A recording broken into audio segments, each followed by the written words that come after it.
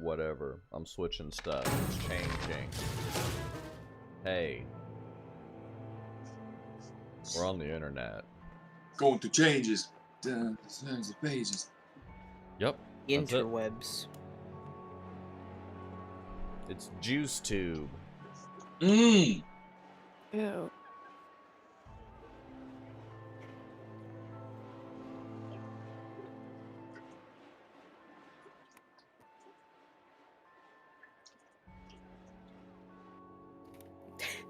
Chug jug.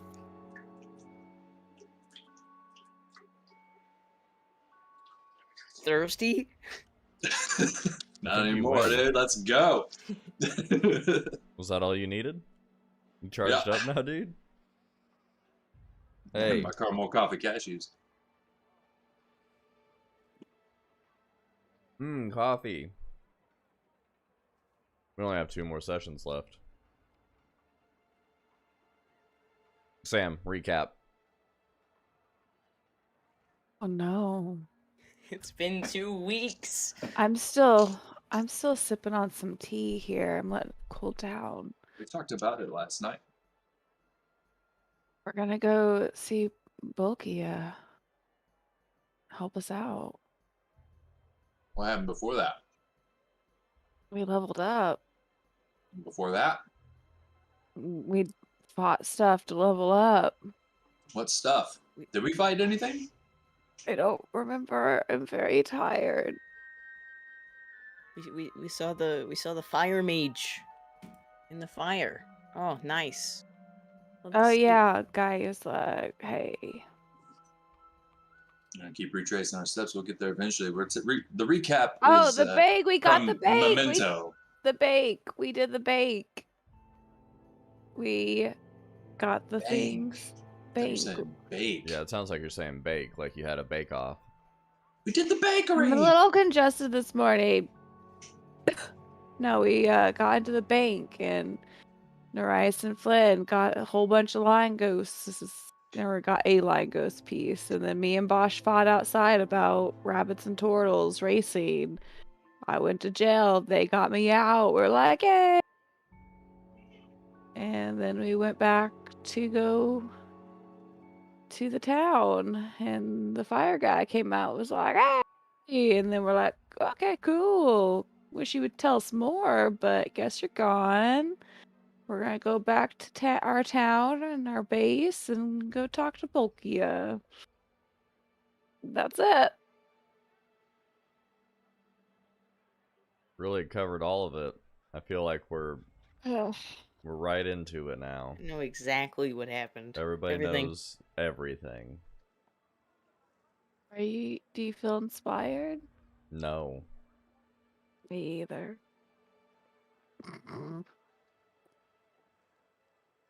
Alright, she's kind of right, I guess. You guys had a heist. You're trying to get all Skaldorth pieces. Yeah, the heist actually went better than expected. A Yeah. little bit troublesome at the beginning that alerted some guards, but thanks to quick thinking from Bosch and Thavo, fighting and getting arrested, managed to get the heist done. It took you a little bit of time to get back to Toothstoud, the capital on Muthana, where you went and talked to Magda.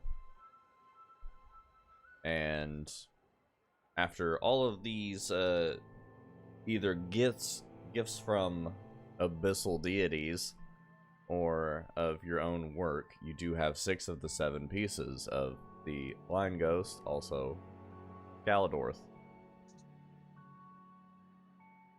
You're going to talk to the person that you know might have the last piece.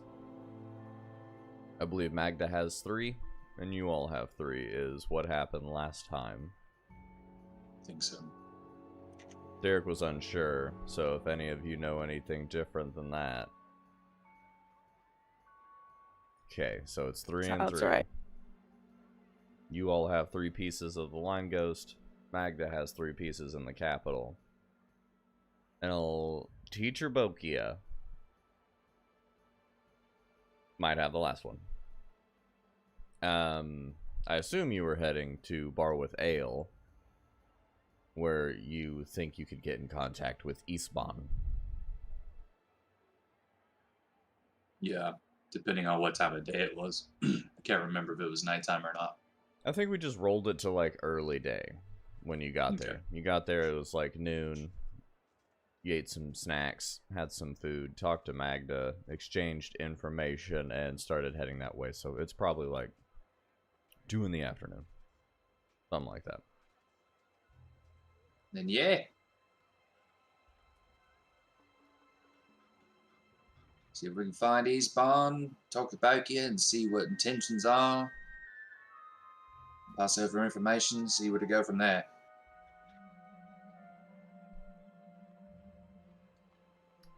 Okay. You all head to Bar with Ale. It is moderately busy. It is not insane in Bar with Ale. Like, it is towards the evening hours. You all push in. The fight pits are still in the back, having a good old time. People are drinking. Greg, not Greg.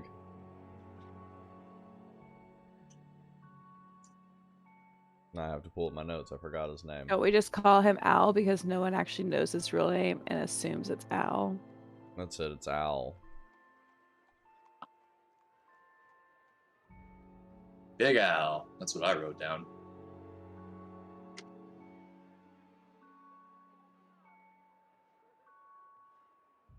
Yep, I got it. Big Al. He's there behind the bar. What are y'all doing? Is Eastbourne around? You do not see Eastbon just sitting around in this bar. Okay. She is fairly colorful in her appearance, so just stand out. All right, well, so we just relax and have some drinks and food and see if she shows up. I mean, we could ask Big Al if he knows where she lives. Yeah, we can do that too. But I would also like an ale either way. All right, have a quick brunch. Definitely. Sounds good.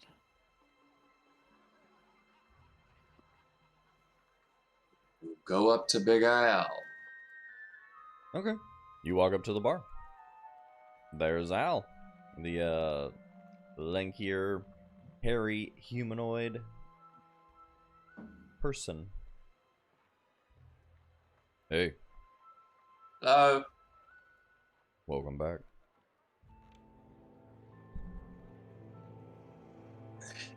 We was gonna get a few ales and maybe some brunch. We're also wondering if we're looking for Eastbourne. We need to talk to her about something. She normally show up on a daily basis. Do you know where we can find her? I don't know where you can find her, but she does usually show up. I'll get some food and drink rolling. Thank you. Who's paying? Ah, I've got it. I don't think that works. You just pointed at me on my screen, Sam. According to my wait. Yeah, it looks good on my side. Good thing, Gustavo. Everybody's just pointing at each other. Drinks get slid across. It tells you to go pick a table and brings food out to you eventually. Today seems to be some sort of mashup of stew and potatoes and vegetables. No meat, just a vegetable stew. Sets that down for all of you. 3 gold pieces. Done. Takes the 3 gold. Leaves you all to it.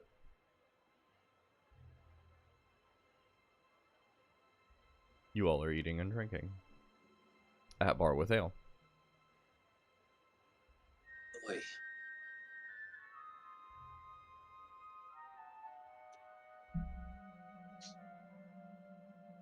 Whew. What an eventful couple of months, eh? Has your entire time here been like this? This is a lot. The first month was pretty slow and simple. And then, it's like we just fell down an endless water slide of stress and near-death experiences, resurrections,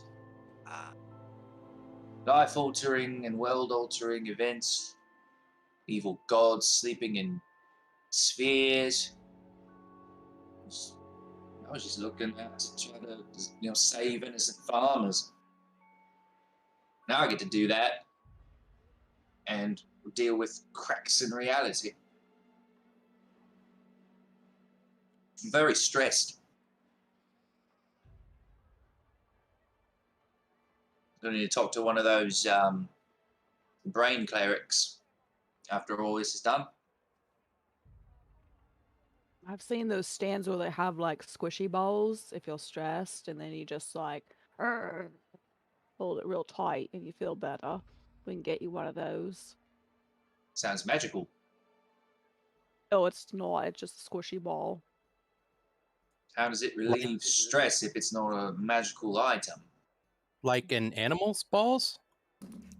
It's like I think they use like pig's bladders. That definitely sounds like a magical component. No, they just fill it with like sheep's wool, and then you squeeze Arcana. it. Arcana. I'll get you one. Careful. You'll get magic on your ends. They're not magic. Okay. A magical stress ball. Flynn, could you spot me 10 gold? I currently have not enough to bet on the fight over there. Okay. Cool. Thanks. You've got 10 gold. Over to the fighting pits. Okay. And you're placing bets on the fights? Yeah. Roll.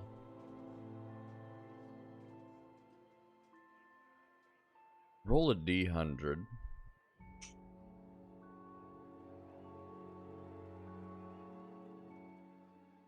D100. I don't know. Let's see a D100. Let's see 4, 6, 8, 10, 12, 20. And fudge.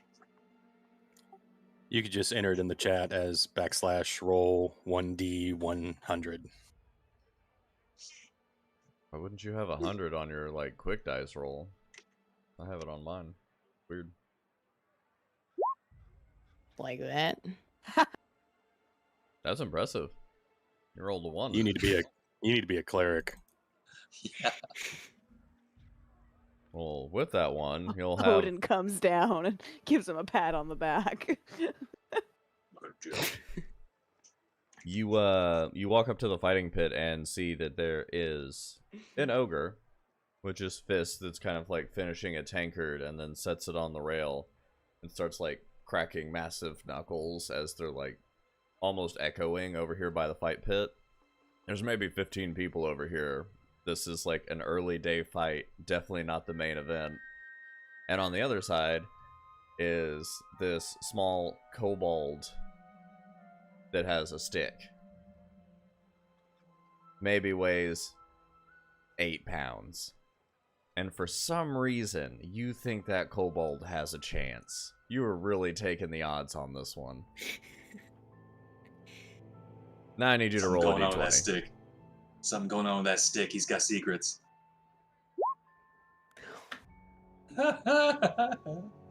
Unfortunately, your feeling was wrong. You end up losing about 8 of your gold on this bet. You really thought that kobold was going to get put through, but he just runs up to the giant ogre that's standing next to the railing on the side and begins hitting at the knees with the stick like he's a monk. And the ogre just takes one really slow backhand and like shoots this kobold out into the crowd. You just hear a... And all of you sitting at the table drinking kind of hear this noise and look over and see that Nerais is upset that he lost his money. You have 2 gold left. Only if he had a bag of hornets at the end of that stick, he would have won. Mr. Perkins. Well, I gotta bet the 2 gold. I can't just keep it 2 gold, you know? Roll another d20 for me then.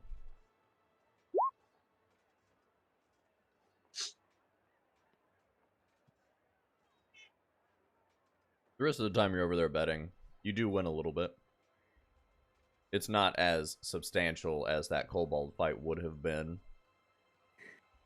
By the time you get bored of it, or get signal from the rest of your party that you need to stop wasting time, you end up with 5 more gold. You almost get back to what you started with.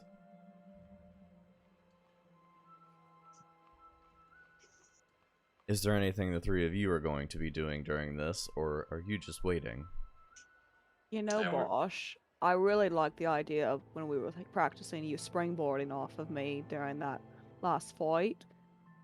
What if we could do that in a real fight, and you can jump real far, but then you can maybe springboard twice as far off of me. You want to try it? I mean, that orc looks awful big. Hey, Quark. Yeah, we're gonna go fight the orc. Throw down a bet.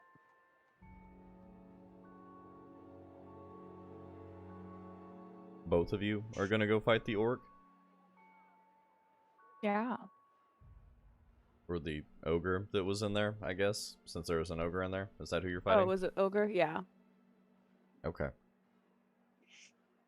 The 2 of you go over there. How much are you betting? 100 gold. I'll match. I take your betting on yourself. Okay.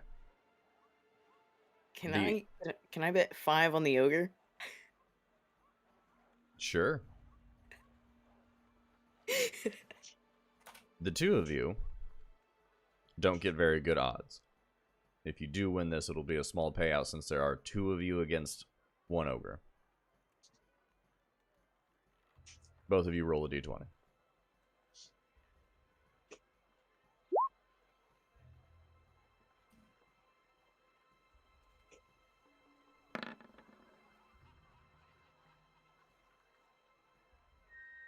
The ogre hangs in blow for blow with Thavo and kind of gets her on the ropes and seems to just be like absorbing the arrows from Bosch.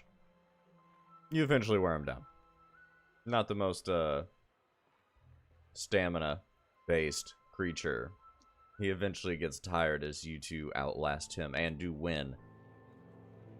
The both of you get an extra 25 gold on top of your 100 that you put in. And Narias, you lose 5 gold. I'd like to imagine it was like our practicing the springboarding that was our finishing move that got him. It was our excellent teamwork. That's mainly why it lasted so long, is because you both kept trying to perform the springboard move. It could have been done extremely sooner, but the springboard move needed to be mastered.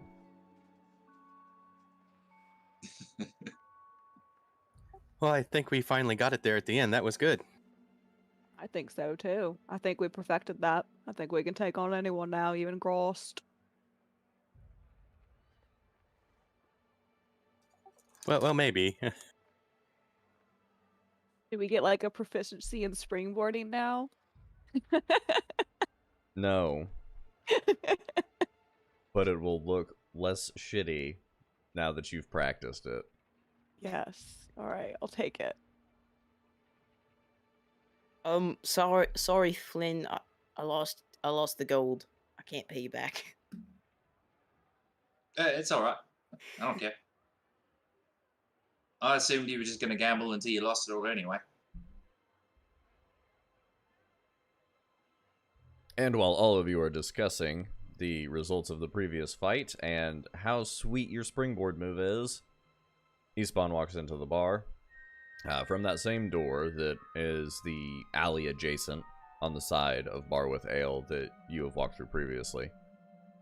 You see in like the heavy, more plumy type wizard hat than Flynn and nicer, brightly colored, like almost yellows, blues, reds, pinks, colors kind of like illuminating across the cloak and mantle, go and sit at her normal place at the bar.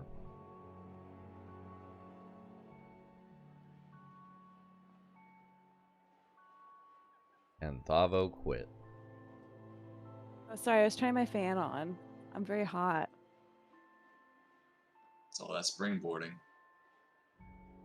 Exactly. Springboarding will take it out of you. Works up a sweat. I'll go over there and talk to her. Well, the three of you just going. If I go meet with Bokia, do you want to come with me, or do you want to stay here? I mean, do you need backup? It sounds like you're gonna have to like negotiate with her. I don't know. The only reason I haven't wanted you to come with me is because she's got the capability of magically spying on people that she's seen. Oh, However, that's right.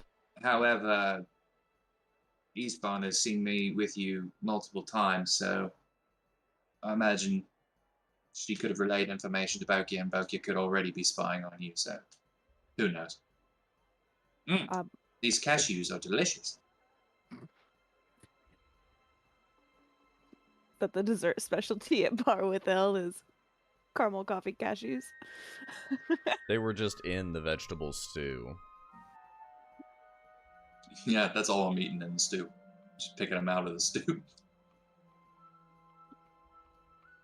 So it's up to you. However comfortable you feel, it is ripe with magic.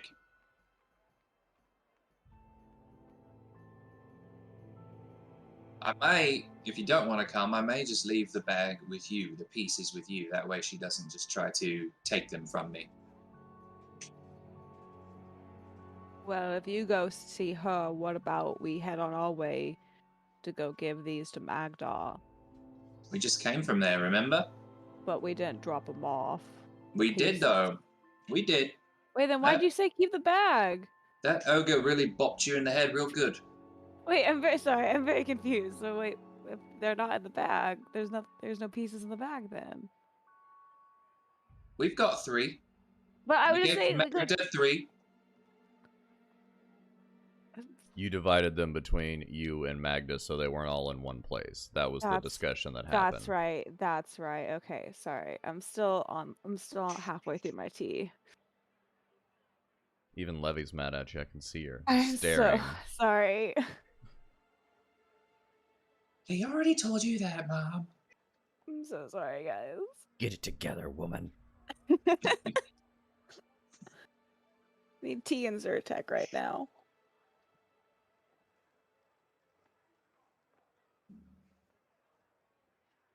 You want the bag? I mean, I can take the bag. Do you feel comfortable going alone? Yeah. If she wanted to kill me, she would have. She still could. I would like Wouldn't be. one of us to go with you just in case.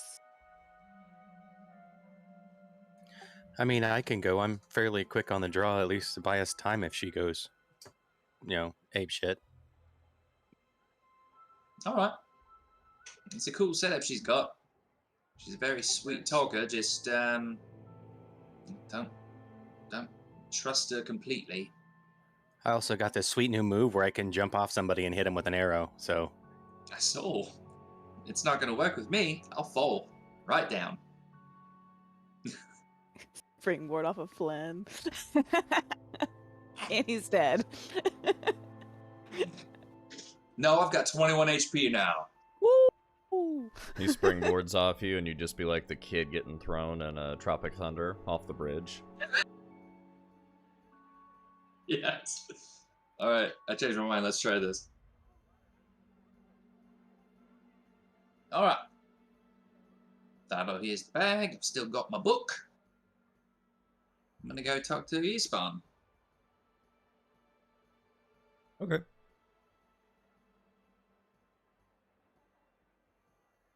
There. Hey, my voice is back. Alright, you walk over to the other side of the bar. Eastbound is there with an ale. She does notice you walk all the way across the bar. Like, you're making eye contact. You come over. Hello, Flynn. Welcome back. How was it? Thank you. Whew. Eventful. Learned a lot. Still more questions. Where are you with the information on you know who? I've made some progress, a little bit. I don't really want to share it here in the bar. We can Fair talk enough. in the other chamber, of course. Was everything successful? Did you get what you were intending to get? That and more, actually. Wonderful. I assume you would like to speak with Bokia then. Yes, there are. Well, it's necessary to speak with Bokia. Very well. Let me go see if she's available. And she just kind of sits there. Alright, we can go whenever you're ready. I'm ready. She gets up. You see her kind of just set the ale, but leave like a book there. She leaves some stuff to look like that's an occupied section, like she's coming back. But gets up and begins walking towards the door that is alley adjacent. And Bosch, you're going with? Okay. So you also kind of make your way over and begin to follow. She looks at you, Bosch. Have you been in here before? Yes, I've been to this bar a couple times. I think she means Bokia's place. He is not. Very well. She opens the door and kind of like curiously is looking at the two of you. The door opens and presented in front of you, once again, is the darkened study room. There are bookcases lining both sides of the walls and the heavy dark curtains hanging over the back end. Bokia is already sitting on one of those like long recliner sofa type couches across from a table that is set up with a decanter, wine, and wine glasses. And you're free to walk in. And I go. I'll follow his lead. Okay. Both of you make it through the door. Kind of step into the study room. Once again, like the much better smelling room opposed to bar with ale. Lots of incense and herbs you smell have like burned over time. Definitely smells and feels like a study. It's almost like stuffy and very insulated from all the books that are in here, keeping it like a very almost too warm temperature. The door closes behind you. Espawn, of course, is directly behind you, closing the door. Bokia looks up to both of you.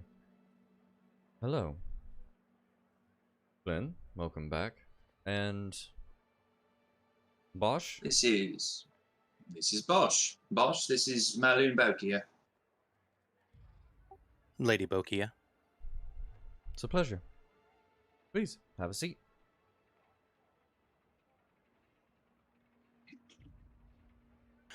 I'll stay standing behind Flynn when he sits. Okay. So, Flynn, you go ahead and have your seat. You see that wine is being poured, once again, manually by Bokia, which is weird for such a talented wizard. The two of you sit down and almost like mirroring each other, Bosch and Espawn both kind of take positions behind the furniture, just standing almost at attention like guards.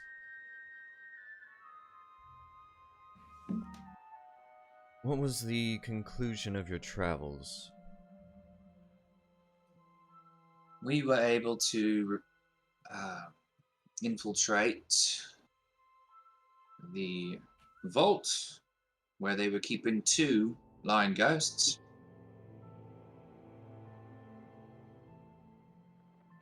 On our journey back,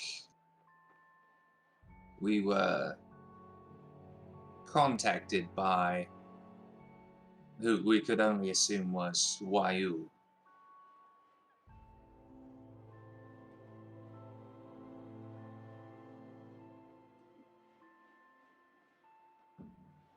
Why? He wants us to gather all the pieces before he wants to speak to us. And that's all we know.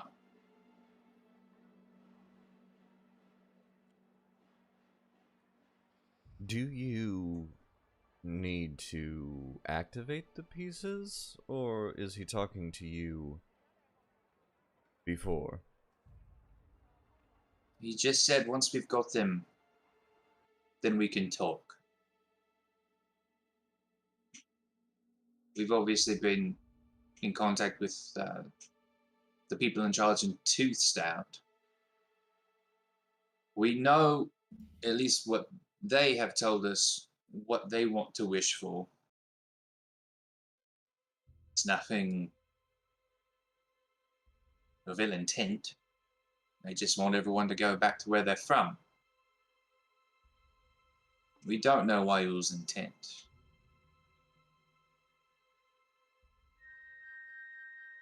We do know someone wants Waiu dead.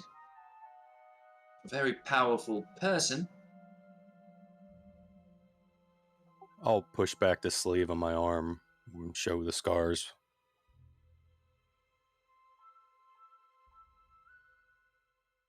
Interesting ever heard of- markings.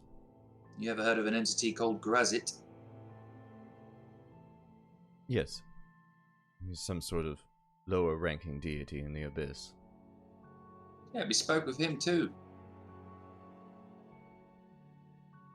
Meeting a lot of very important people, Flynn. Yeah.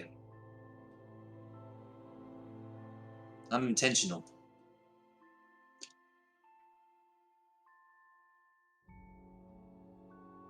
So this prince wants Waiul dead, then? Yeah. Apparently, Waiul possesses the capability to release Orcus if he so chose. Of course, we don't know if he's got any intention to do so. Probably not. But the fact that the possibility is there gives this Grazit enough reason to want him dead. But I imagine any powerful mage could do that. I imagine you could do that with enough motivation.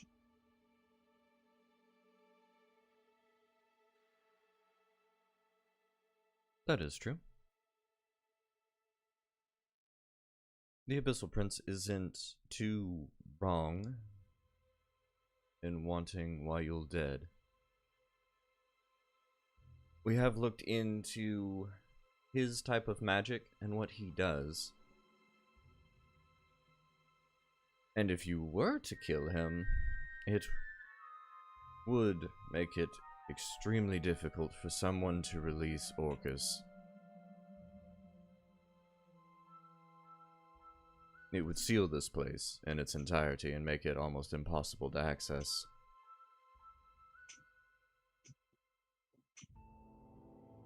Would it get rid of the people in it?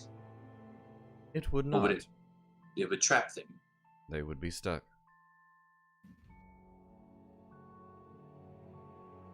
That's what I thought.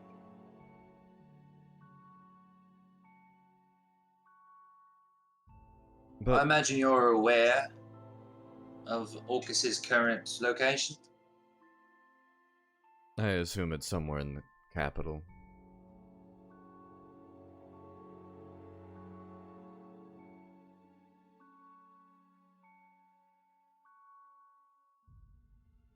I honestly don't really have any interest in Orcus and his position, power, anything of that sort. Even if Orcus... Inside check. Oh, yeah, go ahead.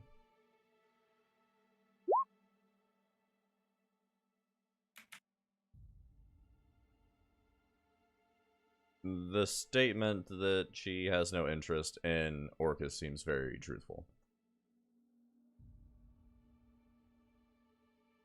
Over your conversations, you have had talks about Orcus, but that's not been the forefront of what she wants out of this place from all of your conversations. She's more of wanting to know what you've done in this place and the unique things that are happening in here.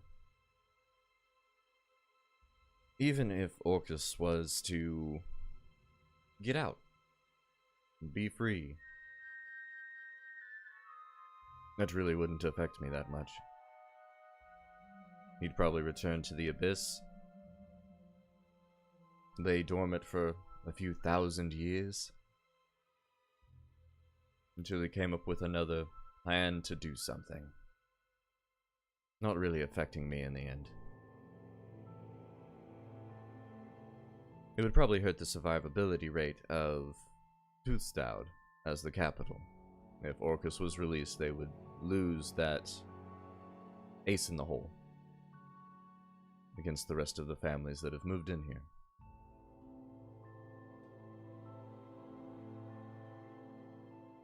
But outside of that, in our studies about Wayul, apparently he's done this thing a few times, and it's been brought up. A mage of his caliber is always trying to push the limits of what our abilities are with Arcana. We have notes and ledger, more Bard's Tale than anything, of a group somewhat scattered about that went to a place called Kilo Calcidoria and fought some renowned Burger King.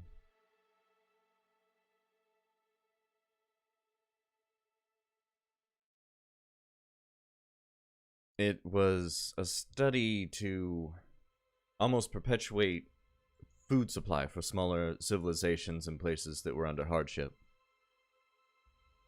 But went a little bit awry, and they sent some mash group of slightly talented folk into this realm to solve this problem that created within itself. And that almost seems to be exactly what's happening now.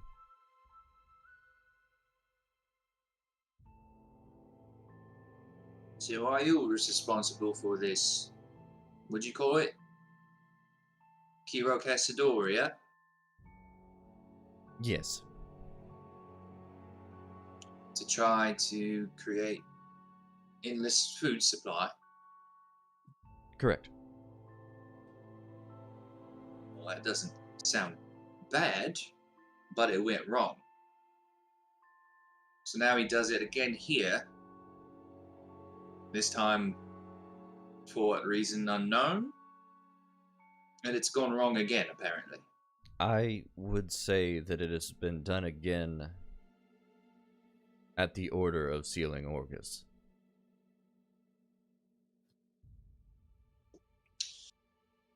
You think, since Orcus arrived in Toothstoud, he did this to make sure he stayed? I'm under the impression that Wayul would have created this place to seal Orcus twice. Once being sealed a few hundred years ago in some sort of grand battle that has yet to be documented in the Abyss with some small group of warriors against Orcus. In that process, being sealed, he would have been transported again into another sort of dimension. This one seems to have ties to all of the planes, as if it's its own plane of existence, making it hard to enter and seemingly impossible to leave. So it's kind of like it's in a very well secured chest inside of a bank vault.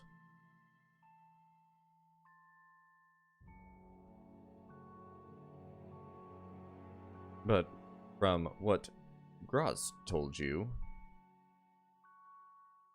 that's where he's not wrong. If Wayul was taken out of the picture, it would seal this place, making it impossible to access.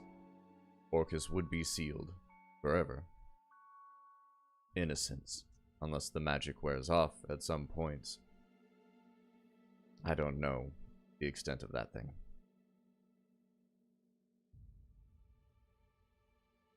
Would Orcus even have the power to leave if he were released? If nobody can leave that place.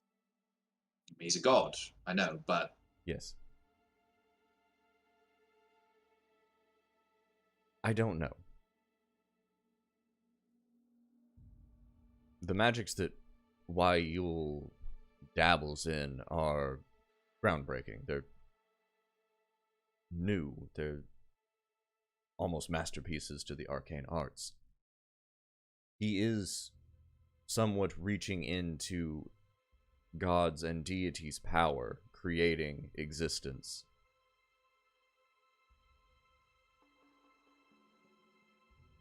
So the extent of his magic and what ability it would have to seal Orcus, even if he was released, I don't know.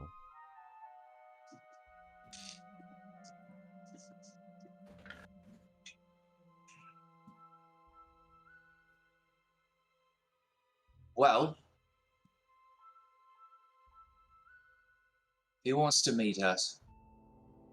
He wants us to have all the pieces.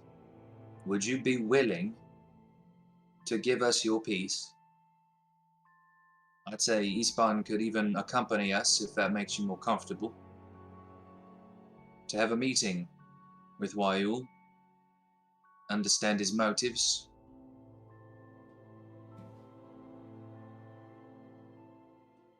See if all of our interests are aligned in this particular situation.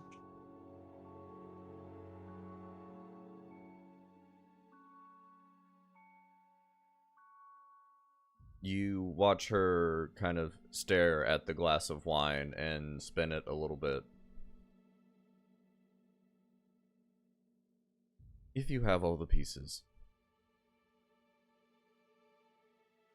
and he doesn't speak to you before activating them, what are you wishing for?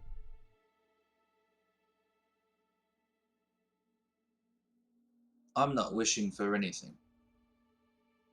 Depending on what he says. I'm more than willing to give all the pieces to Magda and letting them wish everyone off of Yavin. No one there to threaten them. No real reason to tap into Orcus's power more than they already have.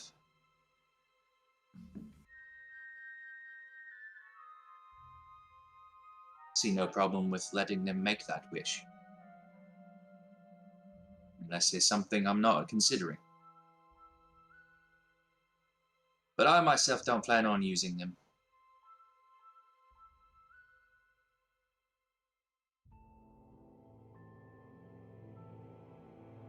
Make a persuasion check.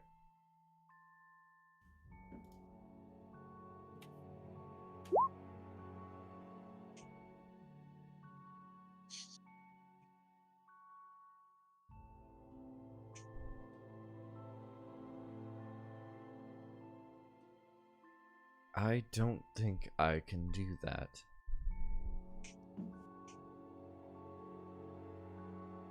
It's not in my best interest to have these families return to the material plane.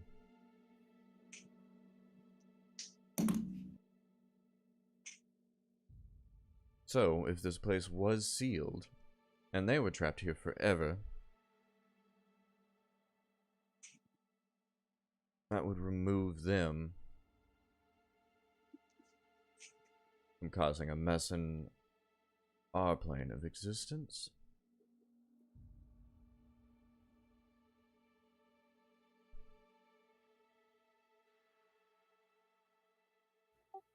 Are they able to move freely from this plane in their home plane? I don't believe they're able to leave either. I think they have fallen into just being pieces of this place as well. The upside is that they have sent so many resources, citizens, soldiers, over here to fight this war for the capital or this newfound continent, that they are entirely vulnerable and left without charge back home.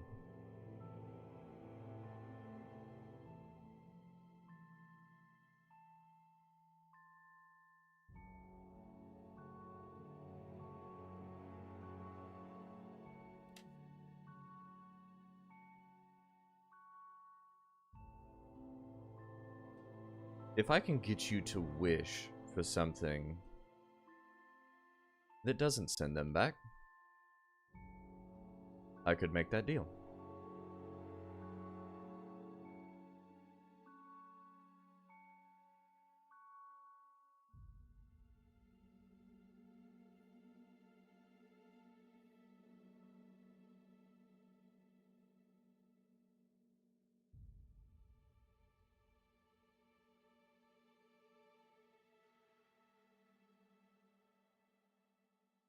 Suppose we have to think on that. That's fair. You could wish for something to, like, reinforce Toothstout, give them a militia, upgrade their armaments. They could fight the fight and reclaim their lands. And that solves both of our problems.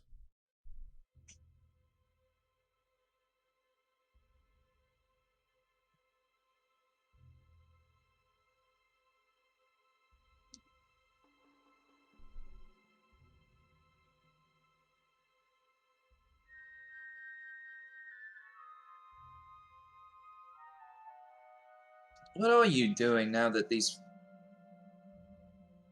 family's mostly gone? If you don't mind me asking. Well, all of my focus has been on this. This has been an interesting place for quite a while now. Researching it and finding out what the magic is. Like I said, it's new, groundbreaking study. This is pushing the limits of what actually is reality. It's been my interest. I imagine you're learning something from it. Of course. That's what I do. I know.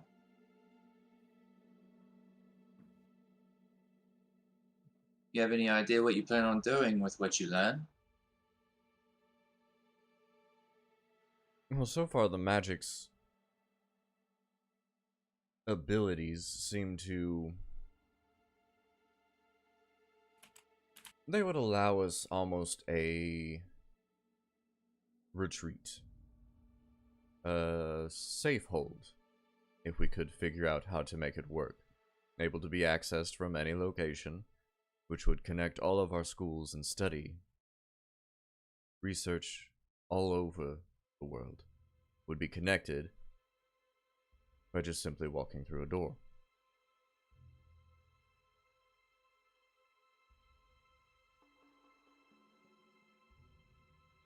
So I would say that would probably be step one.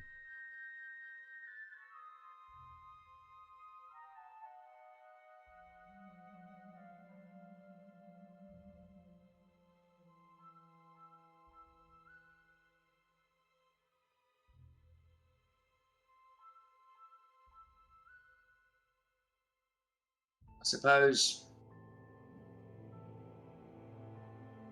speak with Magda. See what she thinks about an alternate wish.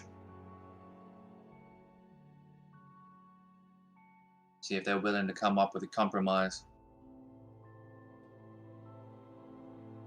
Very well. We could very well make the wish without Waiul, but I don't know about you. Pretty sure I know about you, Balkia, but I think both of our curiosities are probably stronger at this point.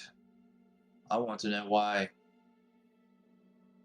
Waiul did this one and what he plans on doing next.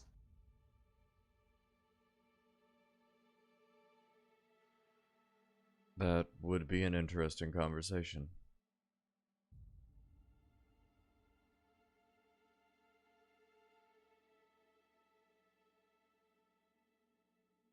I guess it's our next step then. Unless you've got any other questions for me. I think I'm ready to try to do the next thing. I take it you didn't try and leave Muthana. I spoke with my companion who tried. She could not. I have not tried yet. But I assume it's impossible. Very well. Thank you. It's been a pleasure, Bosch. It was very nice to meet you, my lady.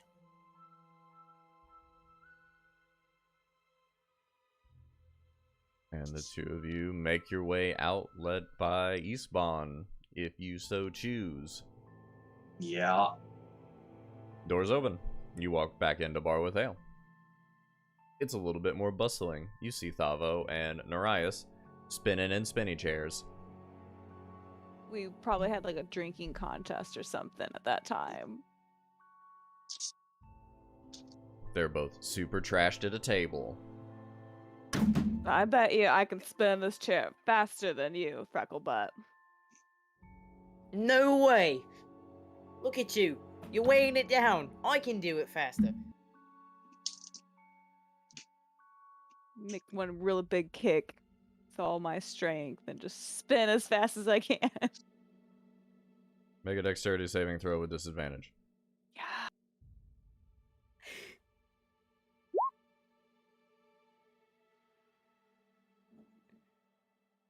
You spin, and it's one of those chairs that screws together, and you just unscrew it, and the whole chair falls over. Ha! Watch this. Yours spins very fast, but the opposite direction, so it just stops aggressively at one point and almost like shoots you out of the chair as you're just now on your feet. See that? It was cool.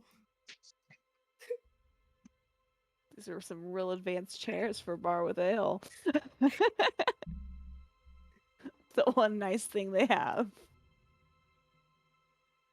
It's a screw together chair. It's not super nice. Super nice thing they had.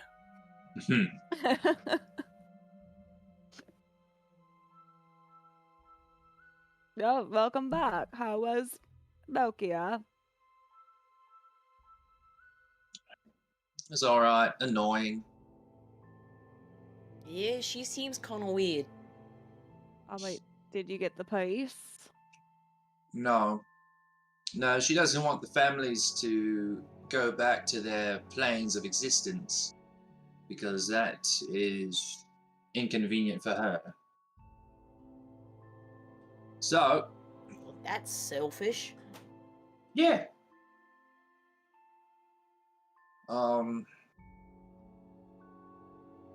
So if there's some sort of wish that we could make that wouldn't send them back, she'd be all right with that. And I can tell by the look in her eye and the way she was speaking that she would not be against us killing Waiul either. But if we did that, I don't plan to, Thabo, but if we did, they believe that everyone here would be trapped here forever. So that wouldn't solve Magda's problem anyway. I mean, I would not like to be trapped here forever, and I assume, Bosch, you feel the same. I'd prefer not, but if it kept my family safe, I mean, that would be a small price to pay. Oh, well, my family is not here, so I would like to go find them.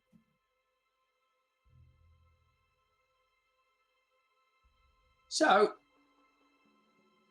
she suggested a wish that involves, more soldiers, more weaponry, something that will give Magda and her people a fighting chance to fend off against the families.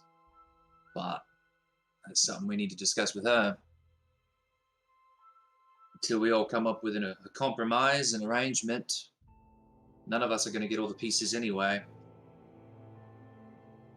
And Wayul's not going to meet with us until we do. Unless he's listening right now and he wants to be like, oh, never mind, 6 is fine. Yeah, see, wizards are stubborn. I mean, what if we wish for everyone to go back except for the families? I feel like most of the people, let's see, that would be misconstrued because most of the people that show up here ally themselves with one of the families. Yeah, but they Technically, are when I the blood showed of the up, family. wishes are difficult. If they're allied with the family, the wish, the magic might think that they're part of the family, or that they're considered part of that. What if we put them in prison, and then I wish for everyone who's not in prison to go back home? Quite a lot of work. Putting millions of people in prison. I mean, just the families, so what? Families have, what, like 5 people in them max? And so that's like 15 people. Noblemen's, they get after it like cats and dogs, and it's not always with their partners either. Go after mistresses. Oh, well, we just get like the main ones, like the mom, the dad, a couple of kids. If you've got the blood, it counts. Just the most powerful people on this continent.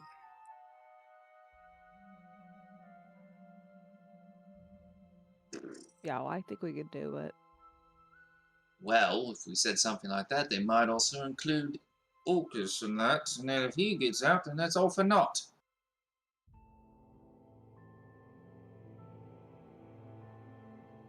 This is why I don't want to wish for anything. That's why I would not wish for anything. That's why I want to give it to someone I trust and be like, say what you want to say, and you'll deal with the consequences, not me. Yeah, it sounds like one wrong wish and like half the people in the world would die. Could you imagine? What a burden that person would have to bear. Probably just go on a big old hero complex. Way to throw some salt on that wound, Nick. Sacrifice himself for the greater good sort of situation. I can imagine how one would do that. Or maybe for a friend that never really understood the pain that he was feeling. Never apologize. Just live a full life of regret after watching him die. Okay, anyway. Time, gotta go. Sorry to bring up all that PTSD.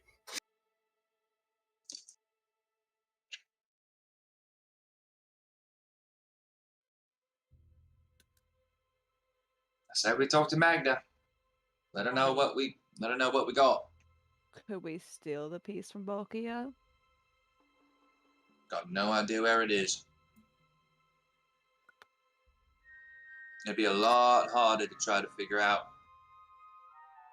Well, I mean, I assume we're more than 5 feet away from East Bond, also, at least I would hope so.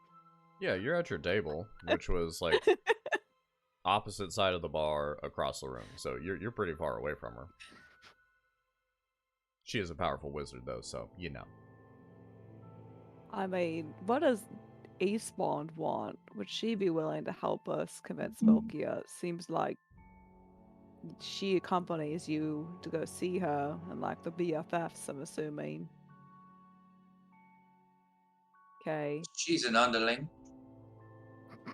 Probably the position I would have if I would have stuck around. I have spent a little bit of time in court. I don't know if Bokia is the type of person who has friends. It seems like she enjoys her power and she aligns herself with people that would help increase her power. Oh, not having friends sounds awful. It is. I wouldn't have been able to survive without Kiwi. But it is also freeing in many aspects.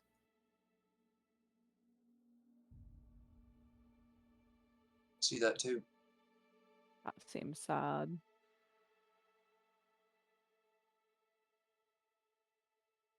I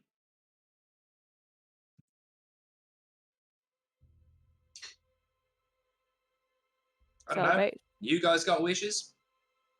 Maybe we just say we do our own thing, huh? What about just wishing everyone who wants to go home can go home? Because that way the families probably don't want to go home. We would need to make sure Orcus isn't included in that.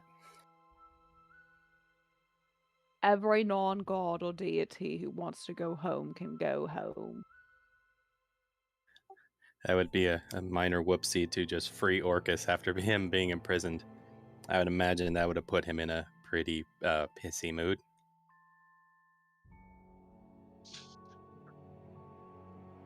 I mean, if we just wish for everybody who is not a deity who wants to go home, like, he doesn't fall underneath that.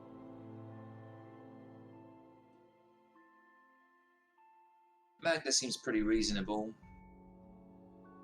Or wish all mortals. Because I'm assuming he's immortal.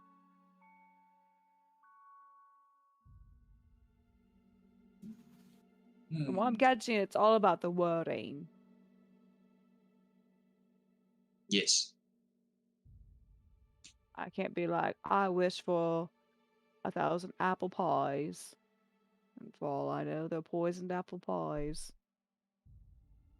I have to wish for 1,000 non-poisoned apple pies.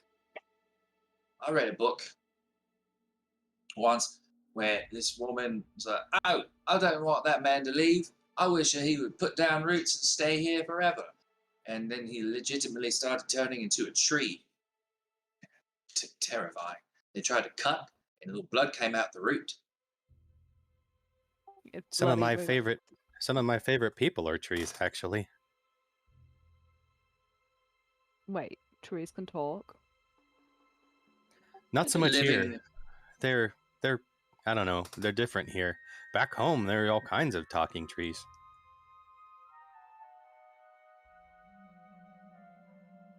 After all this is over, we need to go to the Feywild. You're yanking my chain, right? Oh no! There are creatures that live in trees.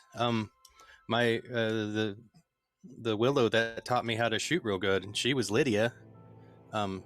She's my best friend. I spend most of my time with her. Wait, your best friend's a tree? Well, not a tree per se. She's more of a tree spirit. Your best friend's a mouse. Yeah, that makes sense. My tree doesn't poop on me like your mouse does.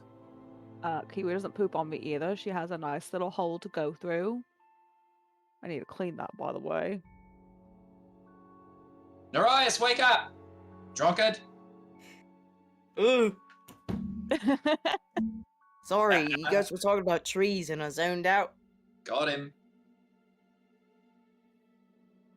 So, your best friend's a tree. Does she just sit in the same spot? The tree does. She usually doesn't travel too far from the tree, but she comes out of the tree and taught me quite a bit.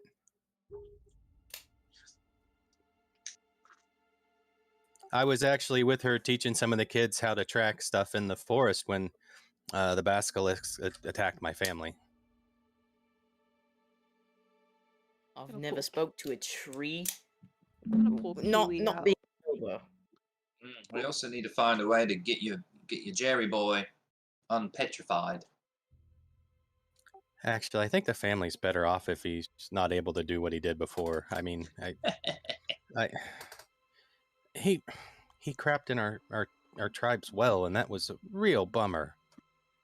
In a well, Damn it, Jerry. it's foul. Yeah, and I don't know if you've noticed, but rabbit poop is kind of round, and it was so much of it. He must have been doing it for a while before we caught on, and it's just gross. So he did it on purpose. It wasn't like he was just drunk and was like, that looks like a big toilet. Yeah, you remember how everybody was kind of relieved that Jerry was turned to stone? It's nonsense. All right, well, that'll be a side mission. What if he just Plan W to help Jerry. What if he just freed his face? I'm fine. I mean, maybe someday down the road, if you're just bored one Sunday or something, you could do it. But I think we ought to we get find a thing that would make him unpetrified, and then find something that'll turn him back and unpetrify him and say, "Listen here, stank butt. Do it again. We'll petrify you, and then we're gonna knock off a piece of your body part."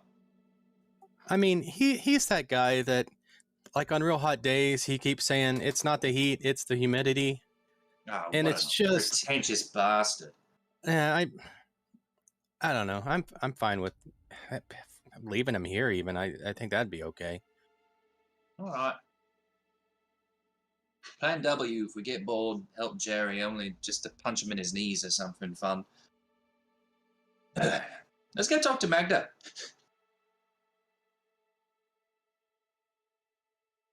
And you leave Bar with Ale after this story progressing conversation. Head to the capital to Stout. I'm trying to keep us on track. Out of game, he is going to be my next character, and it's just going to be horrible. No, I need to play my grumpy character. I'm just gonna kill Jerry. The four of you leave Bar with Ale and head back up to the capital to meet with Magda. Once again, walking up the massive steps, the gates are open for you as you are now recognizable faces. Oh, Bill would hate this. Going up to this mountain sort of castle structure that Magda and, Orcus and all of the higher ups of this capital reside in. The doors open. Magda is currently standing there at the end of kind of like the light radiating into the room. You see her silhouette. Wait, does Narias know that there's a freaking deity, evil deity in this mountain? In this castle? I would say through all of the conversation that you have been a part of so far, yes. Cool. And that would have been explained to you probably at some point by Bosch Flynn and Thavo just having conversation about what to do. You all walk in. We're going to take our first break there because I need more coffee. Coffee. We're about to win, y'all. We're about to win. About to win. Be back.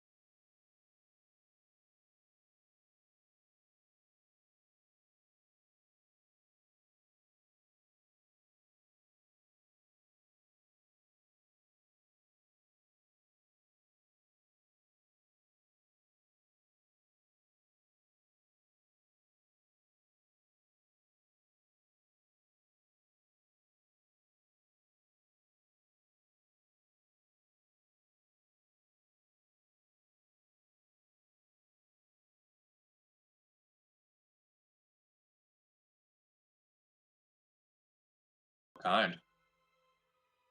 The green kind. Mountain juice? Yeah.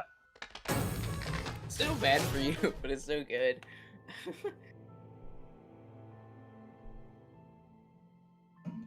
Live good, not long, dude. That's what I always say. Is that the next Bond movie? I think so. I think that was announced. Live good, not long. Or it can be the next Die Hard, but Bruce Willis is just too old to shoot people anymore. You know what? Yippee-ki-yay, live good. Whatever you said. Hey, we're back on the internet, by the way. Cashews! Sade! Sade. Ka. The interwebs. The web of internet. Spider-Man, Enter the Webs. Can't wait for Gross. that one to come out.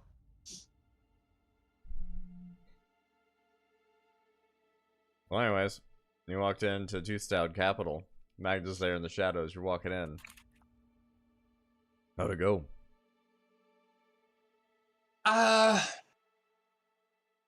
Becky wants a compromise. She doesn't want the families back in her material plane, causing a ruckus there. So,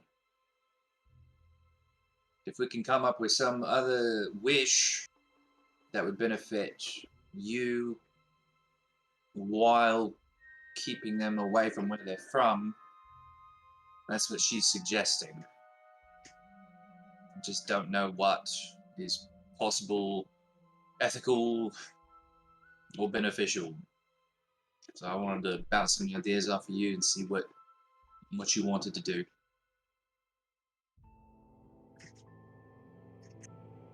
I mean, if you have an idea, I'm willing to hear it. But I know what we want. Obviously, right. Well, obviously, the easiest and probably most violent thing to do would just be wish for them all to die. I don't think anyone would actually feel good about that, because, I mean, not everyone here is inherently evil. I mean, I showed up here specifically to work for one of the families before I realized what was actually happening here. Loki suggested something of wishing for more soldiers, more weaponry, something that would give you a better chance of winning. So Bokia just wants to leave us hanging and hope that we pull Essentially. through. Essentially. I can't say I'm a fan of that idea. No, I'm not either. But that's always been her way. Do what's in the interest of the greater good, but she must be a part of that. Her greater good.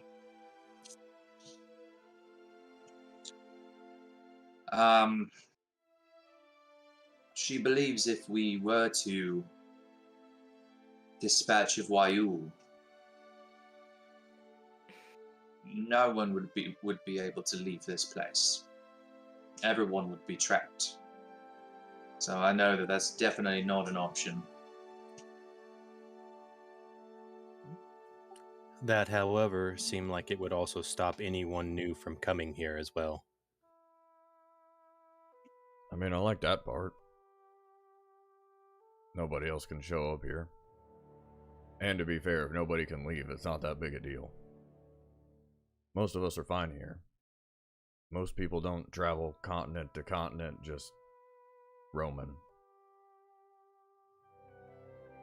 Well, the families wouldn't be able to leave either. So, Well, that's the part I want to deal with. yes. Closing off entry and exit is fine with me. I like that.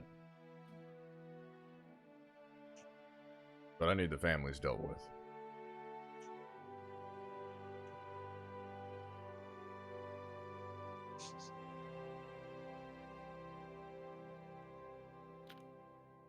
I wonder if there's some other plane of existence that they could be sent to that isn't here and isn't the material plane.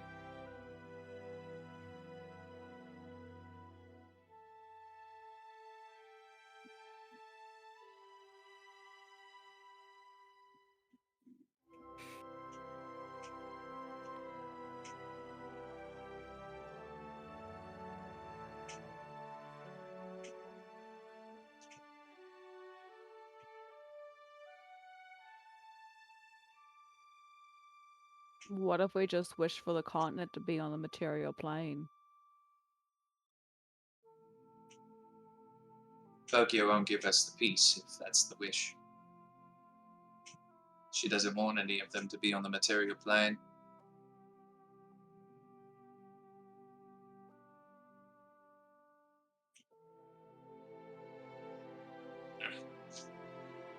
If we could have 3 wishes, it'd be a lot easier. I'd ask for more wishes. Seems like it'd be broken. I don't think they'd allow it. So you need to go to Namek to get the pieces where you can get 3 wishes. This is the weaker version, so you only get 1 wish. I'll wish for 3 wishes, and then we'll go from there. Nah. Just wish for the Aladdin genie, dude. The what? I don't think I've read that book. It was from a book. What are you over there talking about, Narias? It's a good book. You should read it. Aladdin. Aladen. It's like a prince trying to get with the freaking other lady. You know, I didn't really pay attention that much. Why don't you just skim it? Fuck. Just read the. Would you just read the chapter titles? First page index. That seems good.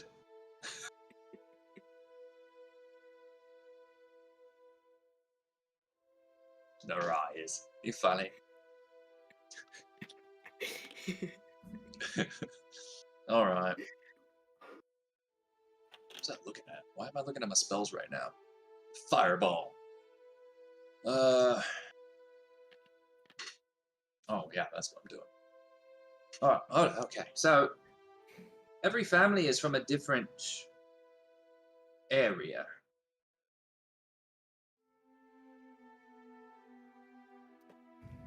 Yep.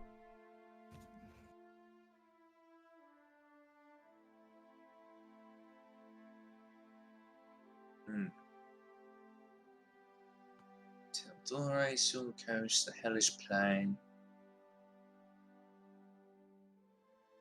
I also don't want to send them to the abyss or something because, I said, not all of them are. Probably not all of them are evil.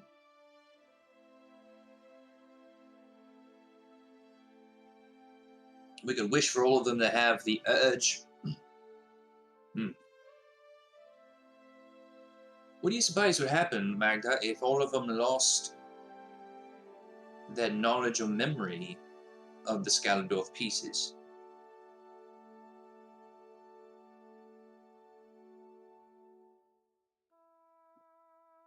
Well, they'd probably forget for a minute until they read journals, ledgers, talked to anybody. Well, if they all didn't have the knowledge, the only people that would know are the indigenous people of this land, yes? I mean, that depends. If it's just the families and they talk to anybody, they can find information on them. It's just a difficult thing to get. It's not hidden information. It's not unknown knowledge about these pieces. If you want to make them not know about it entirely, you'd probably have to do the whole continent. We wish for the... Go ahead, Bosh. Out of game, is she a drow, Magda? Orc.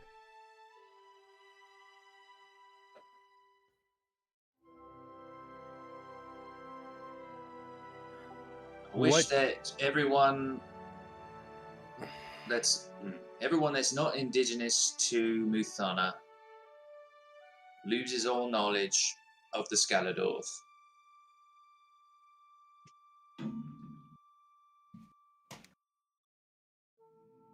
That doesn't really fix anybody's problem, though. They're still And if here. well, maybe they'd have the urge to leave, or at the very least have not want to fight you any longer. Could live in peace.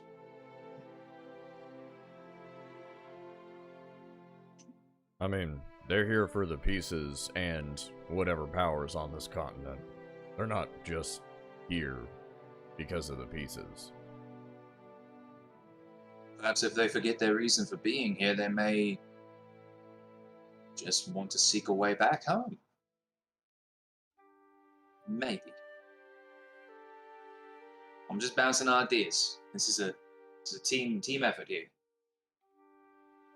Kind of just seems like if we went that route, we're not really solving anybody's problems.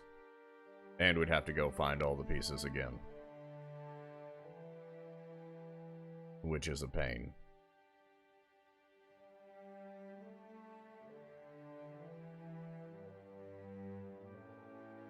Could just try to lie to Boke, yeah, but she's very smart.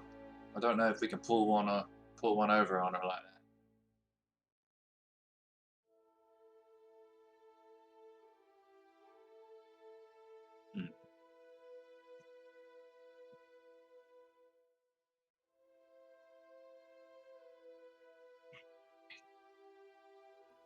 How are your armies?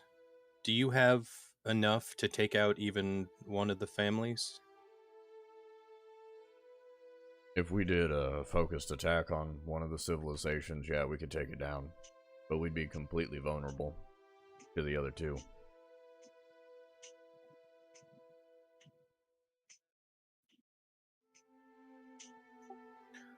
What if we were to wish for each of the families to believe one of the other families has all the Scaladors and will be using it soon?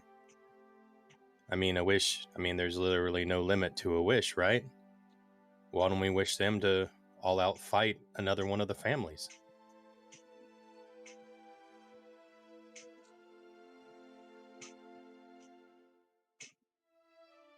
Derek, your chair is clicking a lot. It's alright.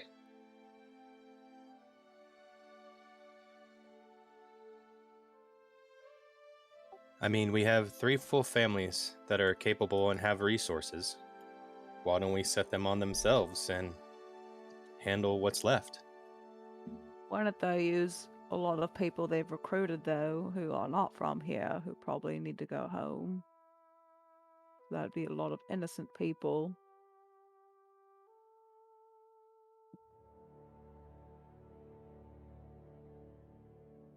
I don't see much way of getting out of this clean without innocence on our hands.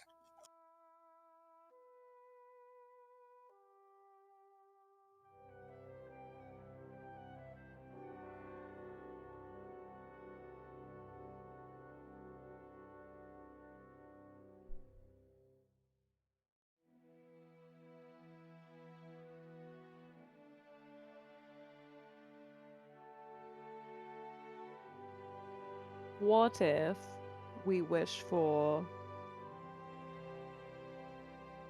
Kazat to be dead, release Orcus, let him go back to his old home, and then everybody can go home naturally?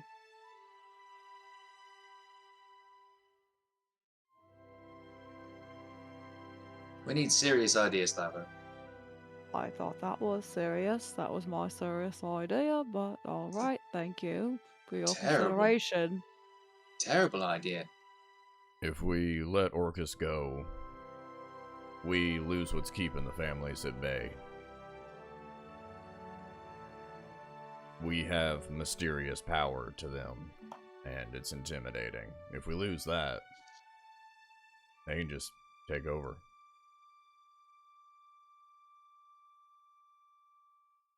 What if we wish for another Orcus battery?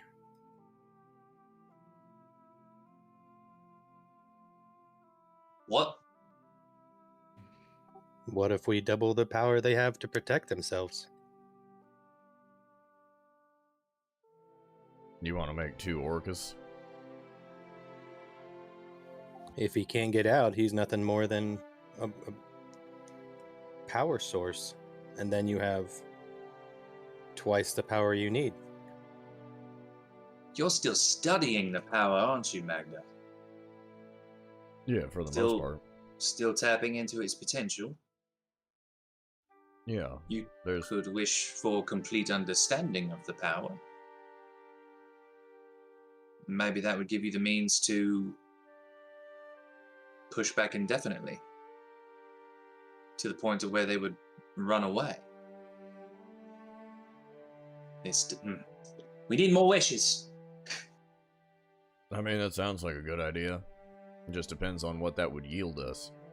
If we don't get anything good from full knowledge of that power, then not gonna help us a whole bunch. We're still fighting the families. I'd just rather them be gone. It would be easier. Just gotta find a way to convince Vokia to give us the peace. I mean, I don't know much about the planes, but is there another plane we could wish the families to where they couldn't leave that plane? I mean, I'm assuming the families probably have mages and stuff like that that are powerful. You send them to another plane, they can probably just hop on over to their home plane. They can't get back here.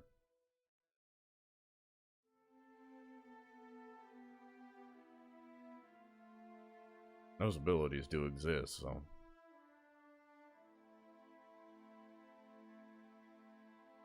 But even wishing them off, they're still able to come back.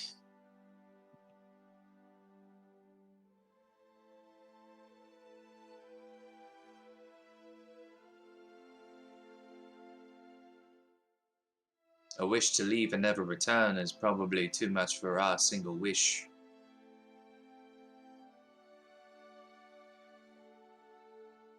Yeah, I mean, you'd have to find some way to seal the continent. Which it sounds like you have an option for that.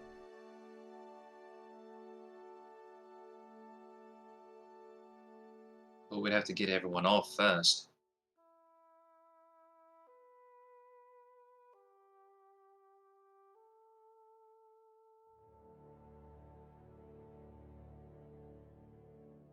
I like it here, but I don't want to stay here forever.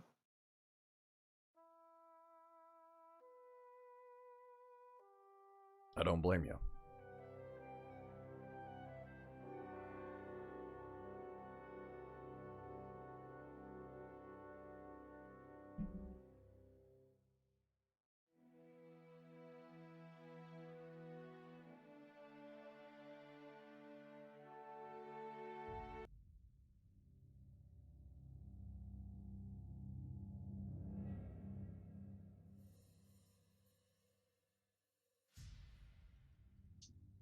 Don't just change music out of nowhere like that.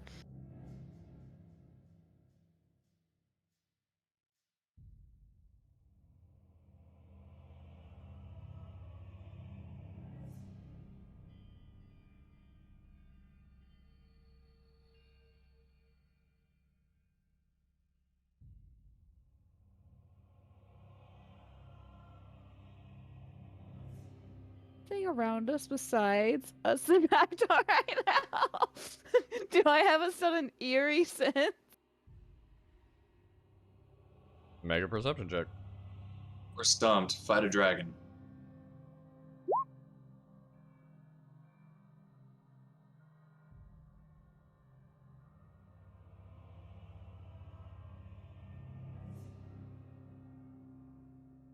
You glance around.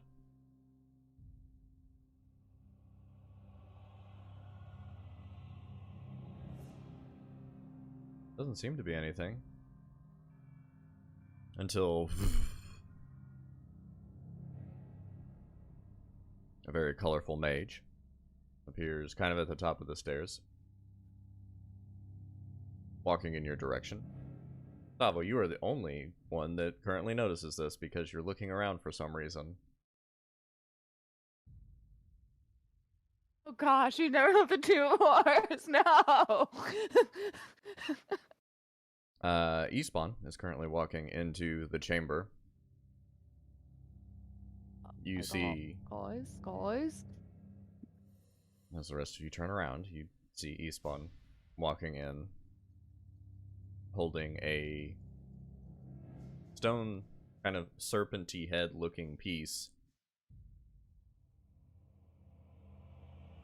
Just kind of like underarm walking up. And holding it out in your direction, Flynn, probably more than likely. And as she gets closer to all of you, you see that like the hands and the lengthy, colorful sleeves are stained in like this kind of dark red crimson.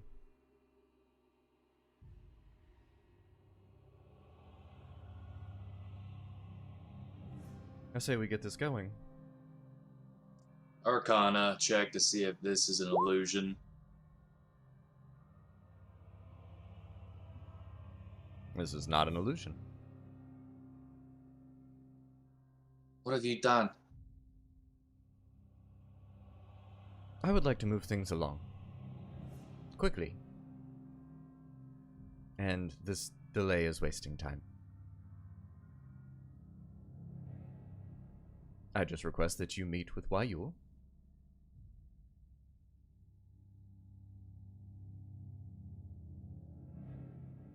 At quick glance, does it look like it's like she's wounded or she is covered in someone else's blood? Looking over her, make a perception check.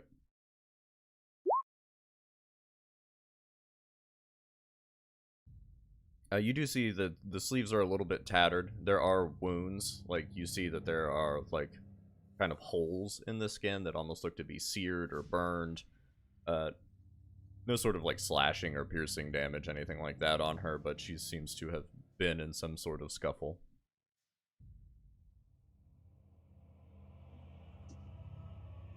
All right. Well, Magda, if you would allow us to have the other pieces, we can set up a meeting with Wayul and see what his intentions are. And if his intentions don't align with yours, probably just go with your idea. Okay. Give me a second. And you see she kind of like turns awkwardly and heads to that side chamber. So, have you thought about removing Wayul from the equation yet? Not yet. I need to know what his intentions are. I need to know what he wants. I'm not like Maloon. I won't kill an innocent man just because there's a chance that he can do something bad. All of us have the potential to do something bad. May I point out that he already has? I mean, just in my family alone, he decimated them when he made portals to my home. I don't know how many planes there are or how many families have been affected, but I can safely say with my conscience intact, I don't care if he fucking dies.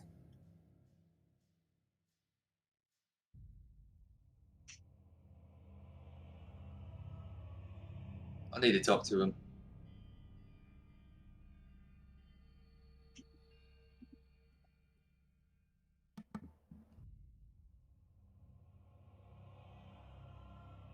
But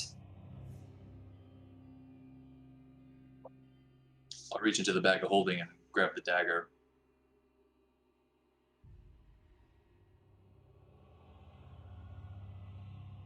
And I'll hand it to Bosch.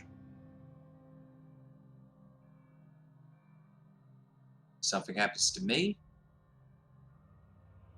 or you get a very uncomfortable feeling, I trust you.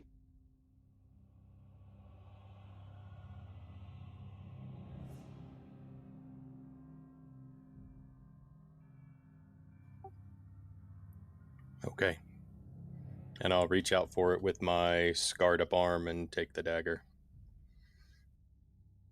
Okay. So you now have the dagger. You spawn. Very well. Good luck.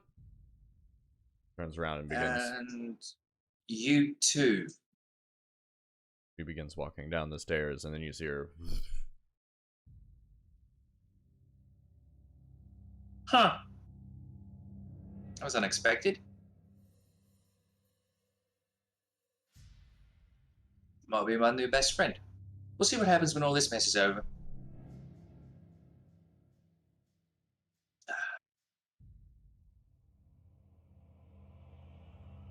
A moment passes. Magda comes back out with the 3 other pieces that you left with her. You now have all 7 pieces in position.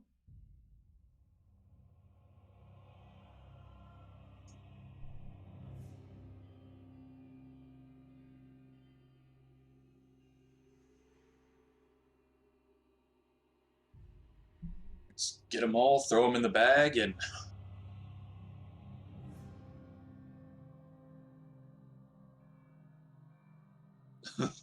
I wait for like 10 seconds just to see if Wyle contacts us. You wait a moment, and there is no contact. Because, yeah, did he give us, I can't remember, did he tell us what to do after we got all the pieces? He just said that once we got them all, we'll talk, right? Yep. Maybe we should light a fire and he'll come by fire again. Maybe. I don't know how it works, it was very vague.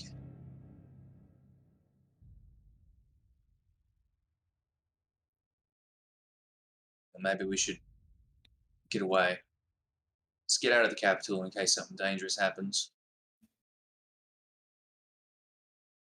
Unless, Magda, you want to be present. I mean, I would, but I can't.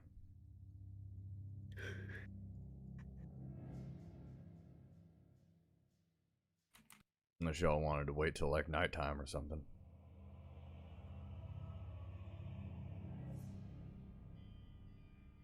Wait, why can't you? Till night? Because I have vampiric blood and the sun hurts. Oh yeah, I forgot. It's orc vampire. Did I know that? Interesting. Did I completely forget that? Yeah, I did too. Remember she used to turn into bats and stuff like that? She's turned into bats 1,000 times. Yeah, yeah. I don't know. Quinn doesn't read vampire stories. Yeah, that thing, that's pretty cool. I mean, maybe we can just hang out here and he'll show up here. And go light a fire. You got a fireplace. We shouldn't do it near the civilization at all. Again, we don't know his true intentions. Well, what if we had a certain direction and Magdal will tell you what direction we're heading? You can turn to some maps and come find us in the evening time if you want. Didn't a big dragon thing appear when you heard him cast a wish the last time? Yes.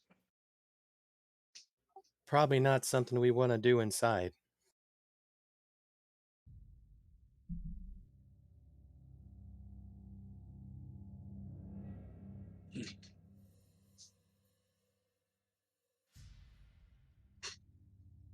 All right, let's pull up the map. Let's find a place roundabout outside of town that we can get to.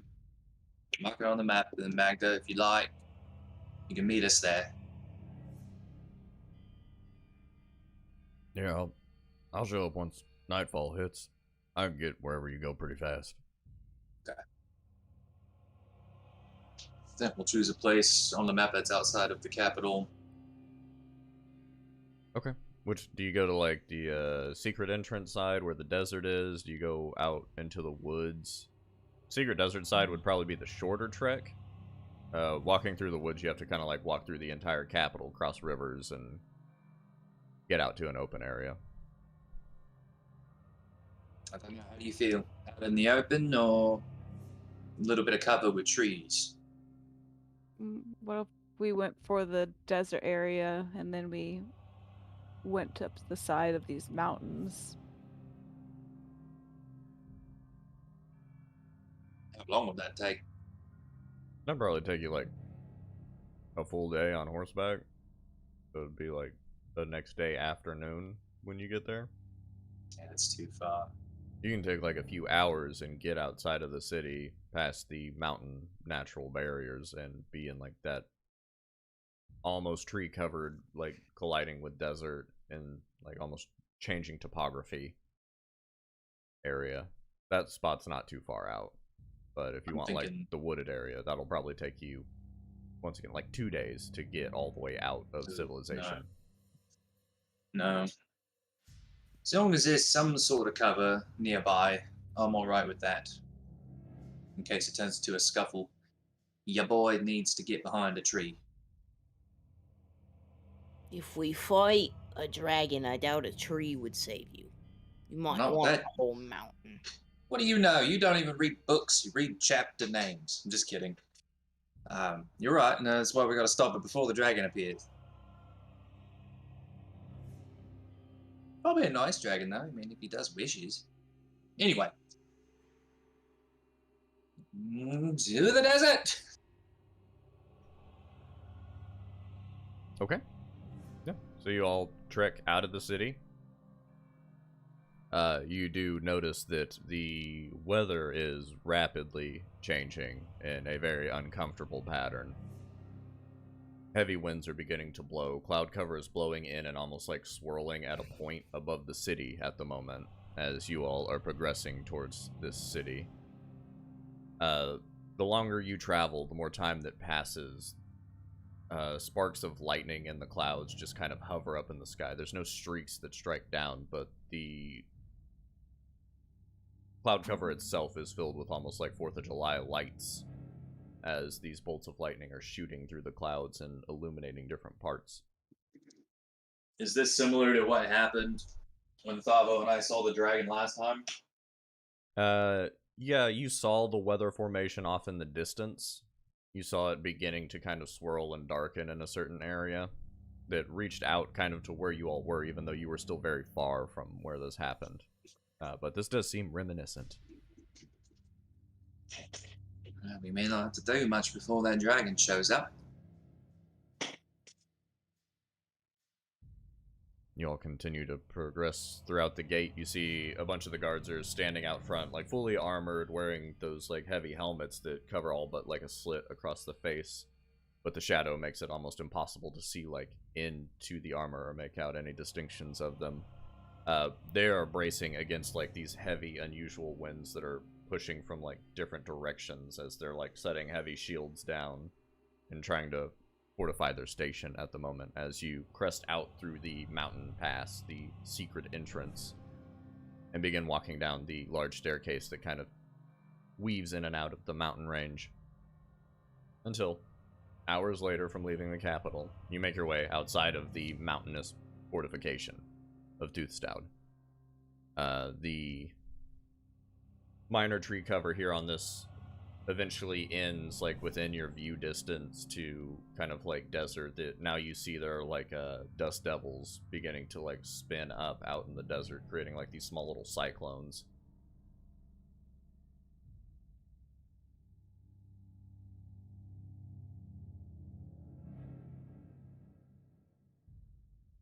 It's not going to be very easy to make a fire here.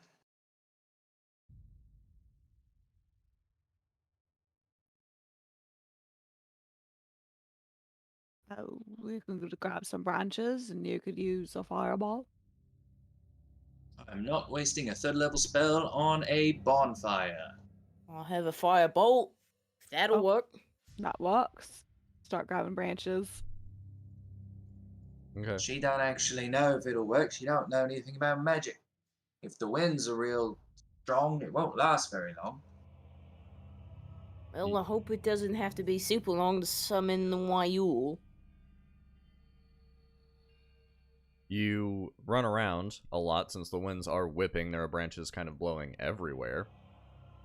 You're kind of just like chasing some across the ground as you're trying to collect enough to create some sort of simple fire. Hold the net up.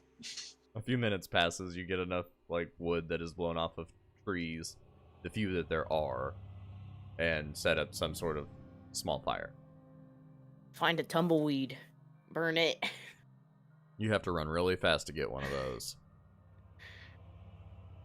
Just because I'm gonna cast Mage Armor on myself. Imagine a tumbleweed Okay. hitting Flynn, and Flynn just flies away with the tumbleweed.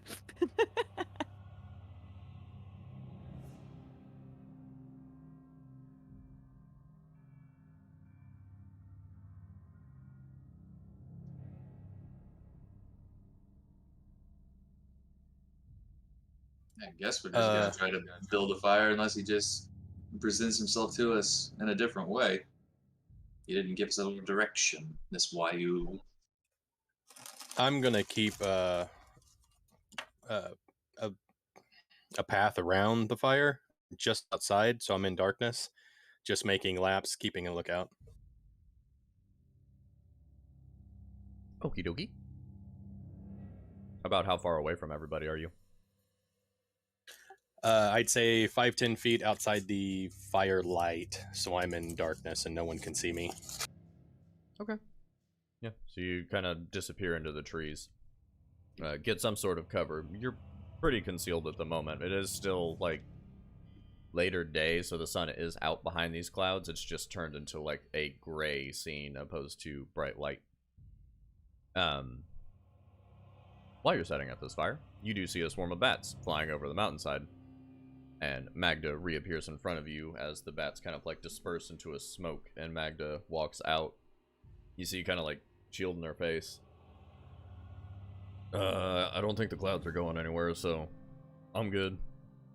If I need to, I can get out of here. What are you doing? Well, last time he presented himself to us, it was through a fire. So we're gonna try to build a fire and see if he comes. Okay. If he doesn't, say to hell with it. Let you make your wish. Imagine we don't have a lot of time before whatever Espan did comes to bite her and us right in the ass. Alright. You have the fire set up. Nereus, are you using Firebolt to light it? Yup. Cast a Firebolt into it. It ignites. There's a little fire. A couple moments pass, and this heavy wind kind of blows all of the loose sticks just out into the distance as they're, like, all kind of partially on fire, flying through the sky now. In the time that the fire was going, there didn't seem to be any sort of reaction or contact that you were hoping for. Alright, Wayuu. We're getting impatient. I'm going to start one by one, setting the pieces. Well, I'll set the first piece on the ground and make sure it doesn't blow away. The pieces are more than heavy enough for the winds not to blow them away. Okay. Yeah, the pieces are maybe like 15, 20 pounds, like a piece. They're really heavy stone, almost tablets. Cool. Then I'm going to... They're like a altar in this desert somewhere at one point, where they were trying to bring back like a wizard, or where they found that wizard. That was in the remember where that direction was. of, like, Roxhold. That was days That's what I into thought. traveling Okay. to Roxhold. Yeah, I'm just going to slowly, one by one, start puzzling the pieces together. I'll Okay. give it like 30 seconds between each time to look around, to listen.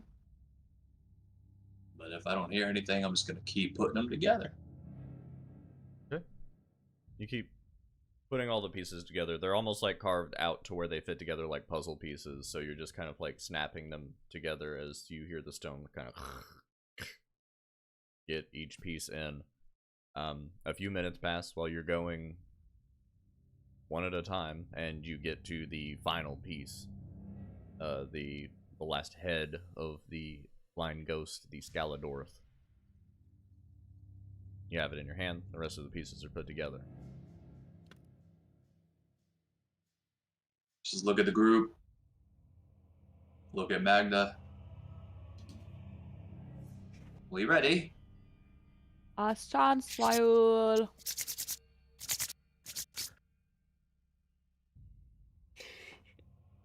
Okay, let's do it. And real quick, I want to look into Magda's eyes and see if there's a look of like, haha, I got them, or haha, what I've always wanted. I hope that they do what I want, type of thing. Okay. 'Cause I can't remember if I rolled insight checks like in the past to see if she was telling us the truth or not. So I'm trying to see if her eyes are like, finally get these people out of my land, or aha, my trick has worked. Make an inside check. She is bulkier.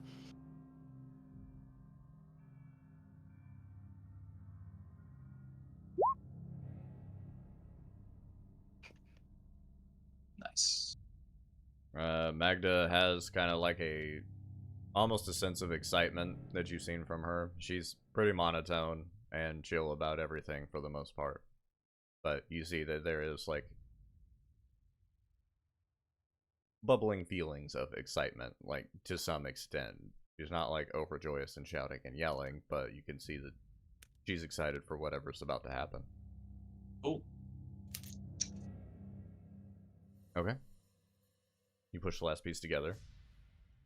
The storm crashes kind of up in the clouds. The thunder rumbles all around you. The pieces begin to glow with this like green kind of in between all of the pieces as they're all connected, like all of the fault lines, and then that diminishes and it turns into one solid slate of stone that creates this 6-headed 12-legged beast. The outside of it then begins to kind of glow white to the point to where it's hard to look at it. Very blinding in its activation. The light from the Scaladorth itself kind of pulses with this almost flashbang, sort of concussing all of you and giving you like stars and disorienting your view for a while. As your vision begins to clear and return to itself, there is a massive beast in front of you. A 6-headed, 12-legged, sort of serpentine monster.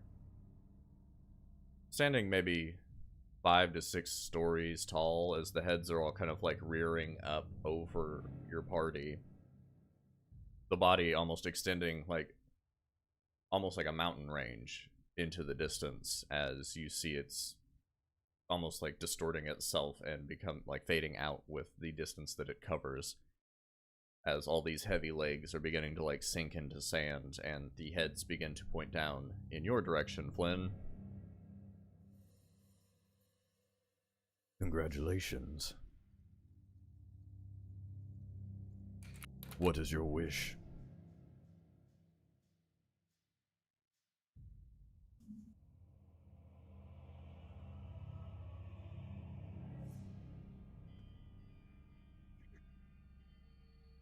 Magda?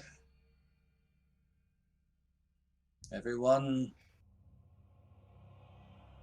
who's not from here leaves, right? That's what you want?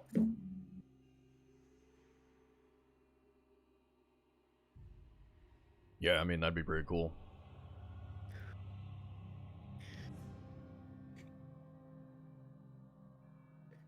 Bosh! It's been a pleasure knowing you, and hopefully I get to see you again. Same with you, Nerais, Thavo. I don't know what's about to happen. Just before his wish, I'll throw the dagger on the ground. Just in case. Okay. I wish.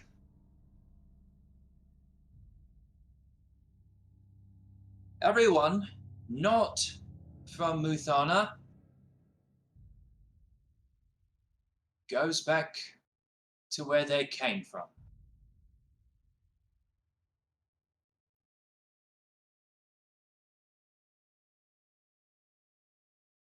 Then it is granted. Did you hear a boom? Kind of reverberates.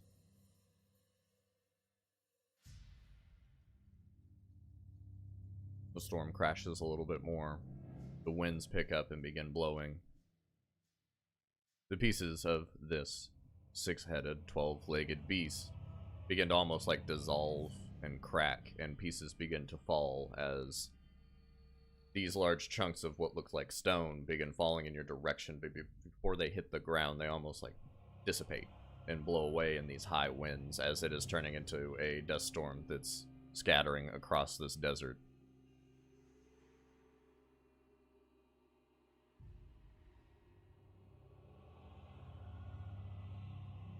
Nereus.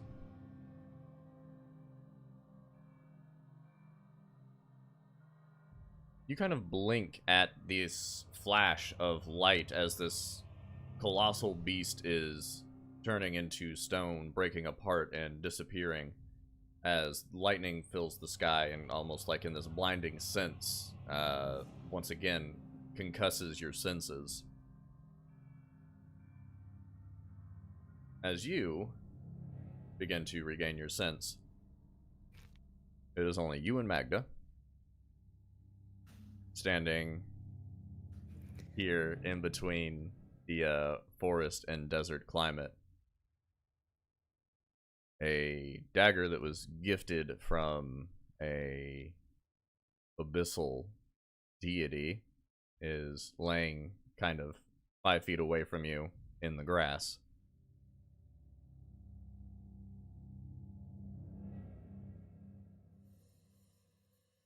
Doesn't seem like much has changed for you. What do you do, Nereus? I turn back to Magna, look at her,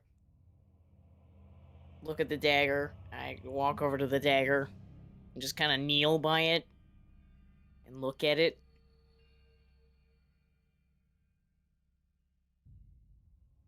It sits there with its like a twisted metal form, the chamber kind of in the center filled with like that crimson red that you saw it kind of charge up with in the process of creating it.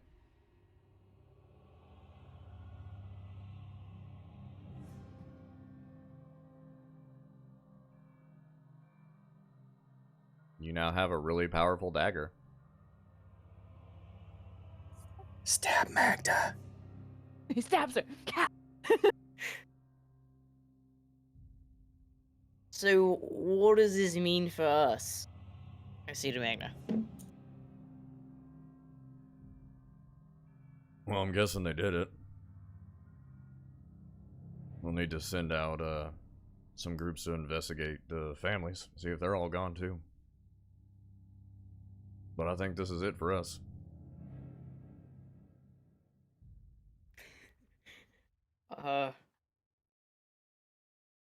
Alright. Guess we go back. And you begin walking back into Tooth's Dowd. Find out what That place is gonna be empty.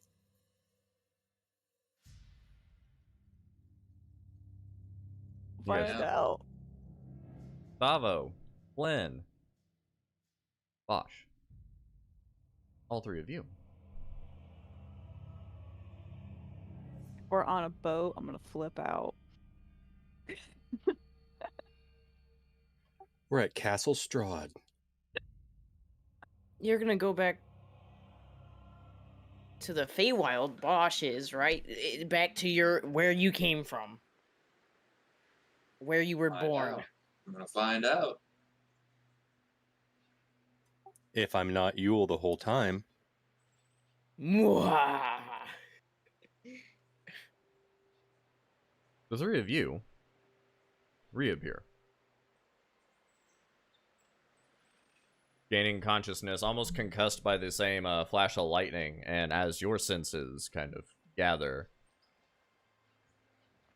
you are looking out into a vast ocean that is kind of pressing up against mountains. You see maybe like waist-high, kind of like tall grass weeds blowing with like heavy sea breeze as it creates like waves over the land, as the three of you are standing on what looks to be a very well-crafted, elegantly carved stone balcony. The balcony itself almost looks to be made of, like, marble. It's very smooth and polished. It kind of glimmers like this shine. Like, the transition from dark, stormy, and ominous is replaced with an extremely beautiful visage of just, like, oasis and almost a place of wonder. Do I recognize this balcony? Make a perception check. Flynn is immediately worried, because this is not what he thought was going to happen. Killing it. Actually, you can roll a history check. That would make more sense than perception. You want me to re-roll or just add the modifier? Just re-roll it. Okay.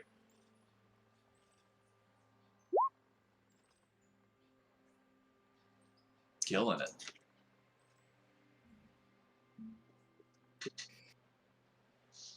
There is a sense of familiarity to what you're looking at. And you're not sure why, but it's very reminiscent of your old school days and one of the locations of Bokia's Academy. Except this viewpoint is not the same. This, like,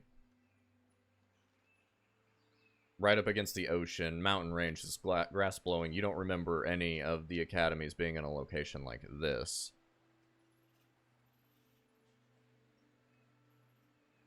While you're kind of taking that surrounding in and trying to put these things together, you hear a voice from behind you.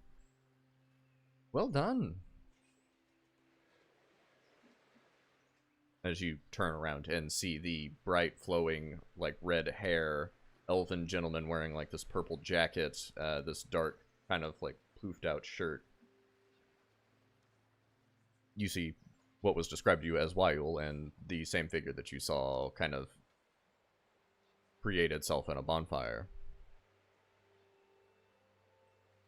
If you don't mind, real quickly, if I could get you to fill out the survey cards.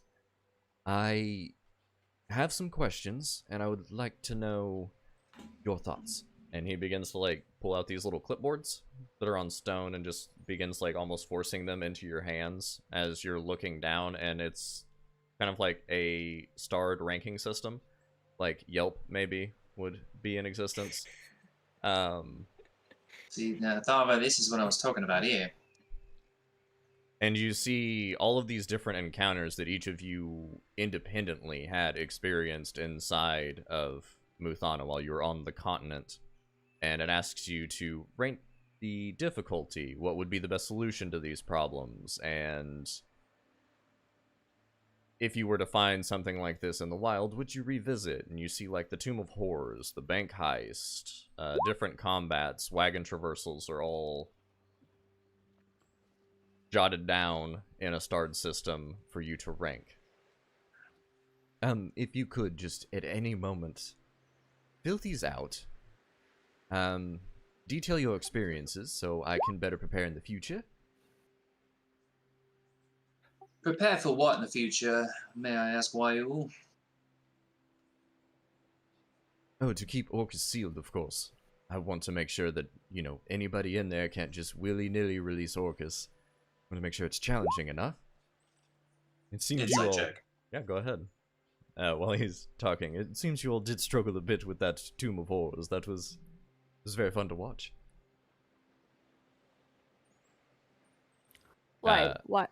He What? seems truthful to you, Flynn. He seems very ecstatic that you all have gotten to this point and have now been summoned in here. Before you go, Thavo, as you all are now, like, kind of taking in the situation of the room, you are now taking in the room behind Wayul, which is a grand library just kind of built up into, like, a tower system. You can see that the tower goes well beyond your sight, and it's just spiraled with books and lore. You do see that there are 3 separate sets of doors. There are 2 on the right and left, these double doors. These heavy, once again, like, trimmed with almost platinum silver looking materials, these heavy stone doors. And on the far side, there is, like, opposite of where you all are, another set of these same doors. So that's the room you're standing in at the moment, with your backs to the ocean, kind of crashing against a coastline.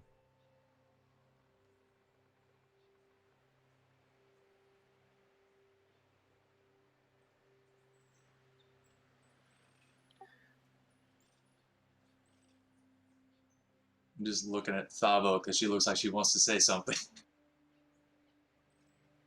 I'm so confused. We are. Was that a real world we were in? As real as they come, yes. Wait, so why are we filling out survey cards about our experiences of just being alive? And how do you know all this intimate stuff? Well, I would say the best way to explain it, imagine that you were speaking to God. Imagine the person that created your entire universe was just curious to what you thought about it and what changes could be made. And that's me in this instance. So why are you trapping people there who aren't from there? Part of more of a commission. There, you know about Orcus and being stored in there. I was hired to create some sort of chamber to seal him in, and this was the most difficult thing I could think of for anybody to try and release Orcus. This was more of a test run. Now that you've kicked everybody out, I can just close it up. Keep an eye on it.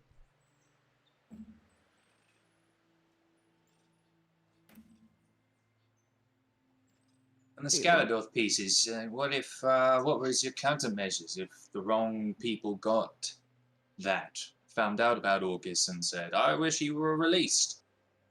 Oh, you were not the only test subjects in there. You were just the ones that completed it. Most recently, I guess. Somebody else did get all the pieces before, as I think you remember. I tried to leave you all as intact as possible when I reset things. Wait, who got the pieces beforehand then? We thought it was you. Because you were like, oh, that's not right. Yes, one of the families decided to work well to get the pieces. They had powerful mages at their disposal.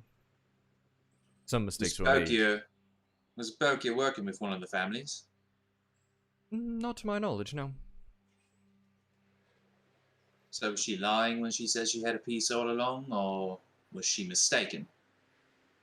Oh, she did have a piece. But where Bokia resided was outside of the world. Similar to what I think you saw, Flynn, when one of your earlier companions walked out with wine from Bokia's chambers and the piece vanished from their possession. It's kind of like that. Except if one of the Skaladoth pieces was taken out of plane, out of that existence, then it would just generate another one. I see. So Bokia did have a piece, but there always needs to be 7 pieces in existence on plane. I see. Which, in theory, now thinking about it, you could take like 7 pieces out. That would generate 7 more pieces, and then you could collect those. You'd be able to cast 2 wishes. Need to think of a safeguard for that.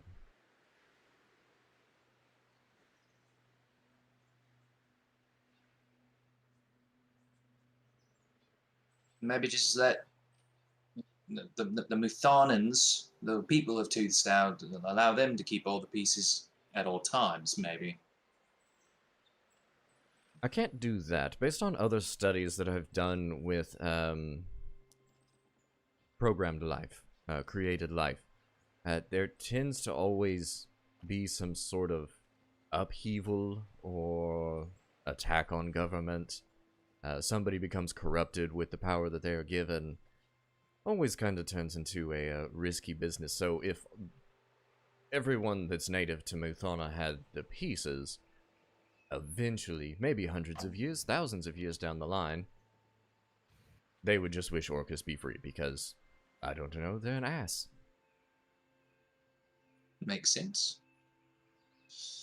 Some guy named Gorzit wants you dead because you have the ability to release him, which he's probably going to try to kill us now. Just want to let you know.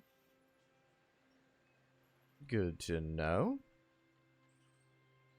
Unless that's in the survey. Sorry, I haven't read through all of it. There's a lot of questions. I guess there is a chance. If I was dead, Orcus would be sealed there forever. Come, let me show you. I'll explain more in this next room, as he begins kind of like walking towards the right door, as you guys now have these clipboards and are following Wyul through whatever this estate is. Mumbling the whole time, like, and this is why I don't like magic. This is make why I love magic. I think this guy's an ass. And I put my hood up. I agree. The three of you follow him into the chamber on the right of this main circular, almost study room. And as the doors open, you are greeted with, like, a massive room with, like, these orbs, kind of, like, suspended in air, glowing and emanating light. So if you look around the room, each of these is another plane of existence. All of these are kind of just separate but together in some facet. All of these led up to my studies for this one, and he points into the center of the room, where there's almost this mechanical gnomish make, like, rotund gears shifting and like slowly clanking, almost like clockwork, around this massive orb that is kind of just suspended in between it. To this one, Muthana, that you all experienced. I believe, Bosch, you have the highest passive perception out of everybody. Always. You see, like, kind of taking in the room, looking at the orbs and seeing these creations, looking past them, you see that there are, like, these clear glass, almost chambers, like these blocked rooms that are laid out behind these orbs that are floating. Very much of, like, skewering and casting glares across the glass cubes all over the place, but with just your keen noticing. You see that in there are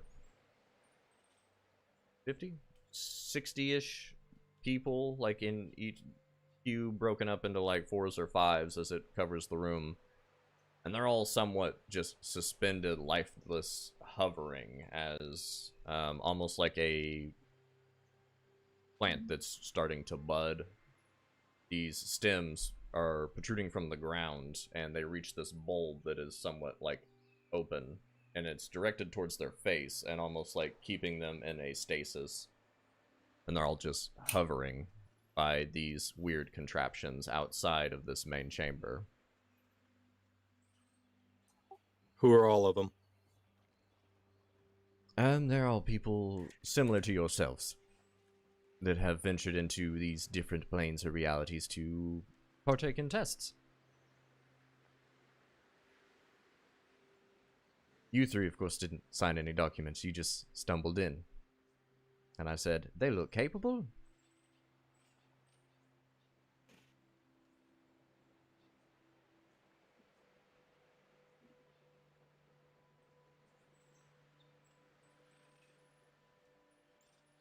The time jumps. My friends, Bill and Pharaoh, are they alive? Or is Pharaoh gone, like she was the first time? Pharaoh is dead. She just kind of died there, and then died there. No chance to pull her out. Bill is still alive. But since you wished for everybody to go back, he is no longer in there. He'll probably wake up somewhere in the Sword Coast, Taldore, one of the two. I don't know where he went. He was from Taldore, if I'm not mistaken. I guess it depends Memories intact and all of that. Not the original ones that you made. He more of re-entered, and then since he left your group during a reset, I went ahead and had him reset as well. He ended up working for that group of were creatures that he was fond of. Kind of just lived in that civilization for the last bout.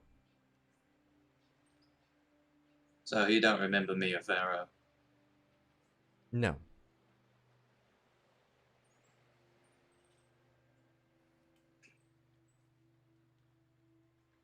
That's disappointing. Well, what next in Waiu? We do these surveys, and is that really just the point of it all? Yes, I'm working to maximize my security on Orcus. So you can take time. I can get you back home wherever you wish to go.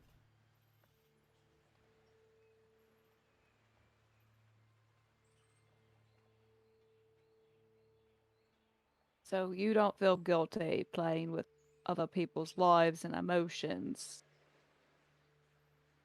No. Not at all.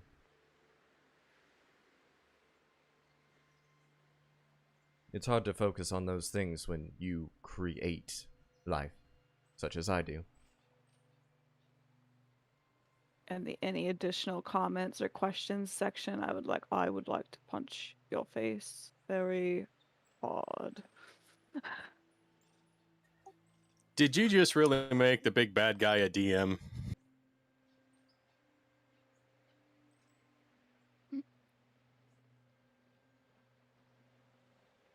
And nothing changed. Nothing changed outside of Muthana, right? After the wishes, after the time jumps, everything stayed the same outside. We will see the side effects of that maybe in the coming weeks, but most of the families and everybody that was not from my original creation would have gone back home. So they're all going to be aggressively displaced back home. That might irritate them. They'll probably try and figure out why. Won't figure out why.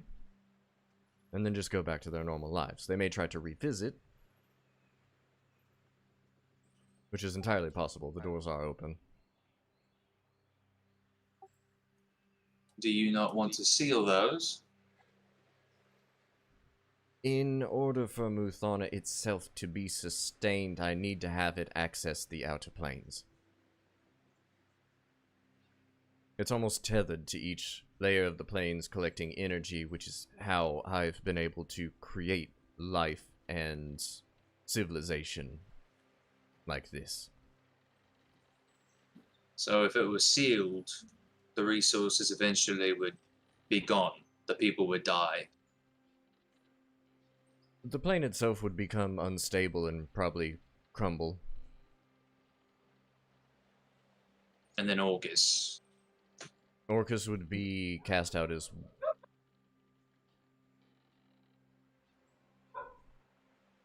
Levy's pissed.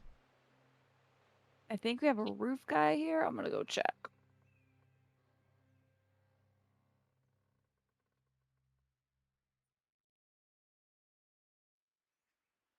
Santa! It's Santa.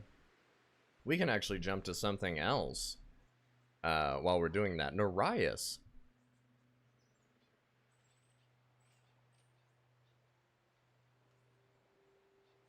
a few hours pass. You head back into the capital of Toothstoud with Magda. Upon reaching the top of the stairs in the mountain range, you see on the opposite side, walking in your direction, a very colorful mage that you have seen before, a Espawn. How did it go?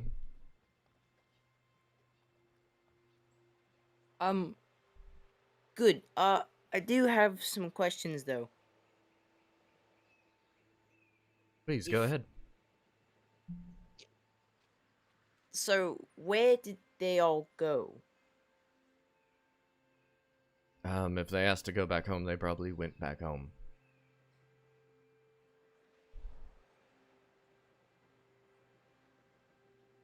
I'm currently trying to find some of them now.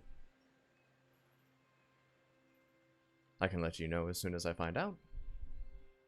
Yeah. Yeah.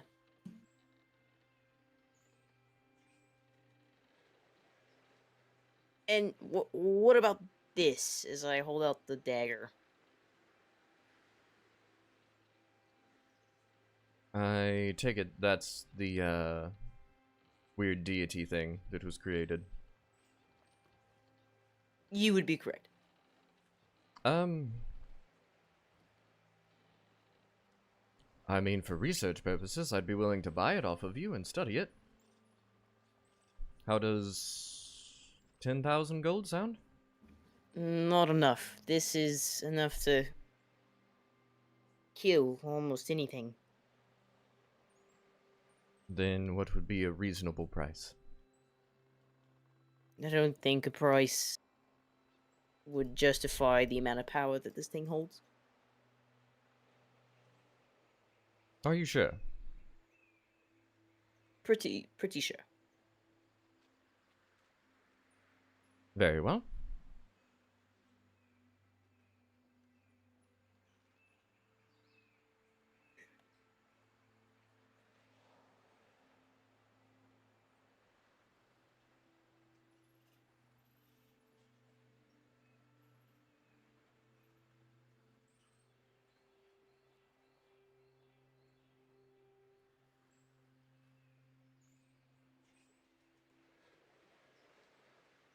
Uh, the family's still here. The houses or the families, I can't remember. Oh, they've all been removed.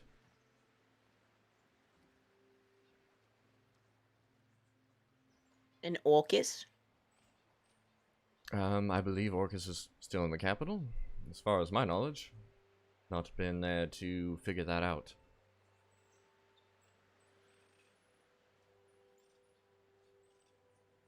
I would like to go to the capital. Magda? You coming with me? Yeah, I'll meet you there. And Magda kind of like turns into bats and begins flying. You can see the sun is starting to like reclaim, and Magda was kind of like quick to leave the scene before she burned into a big pile of ash. You begin walking back to the capital to check on Orcus, and you hear from behind you, "Oh, one more thing. And I need you to make a dexterity saving throw."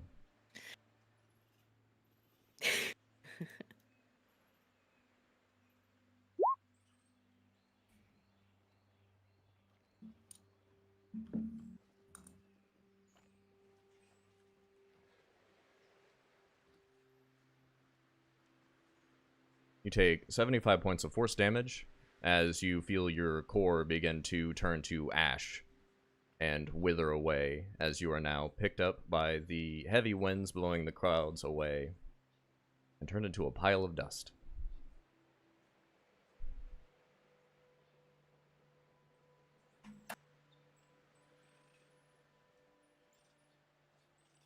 Totally pulled a Flynn on that one. Yes. Oh my gosh.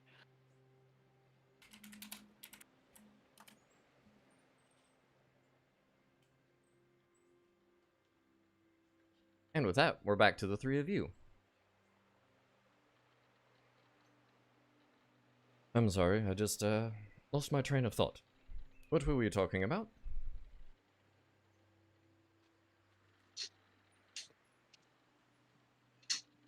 Ah.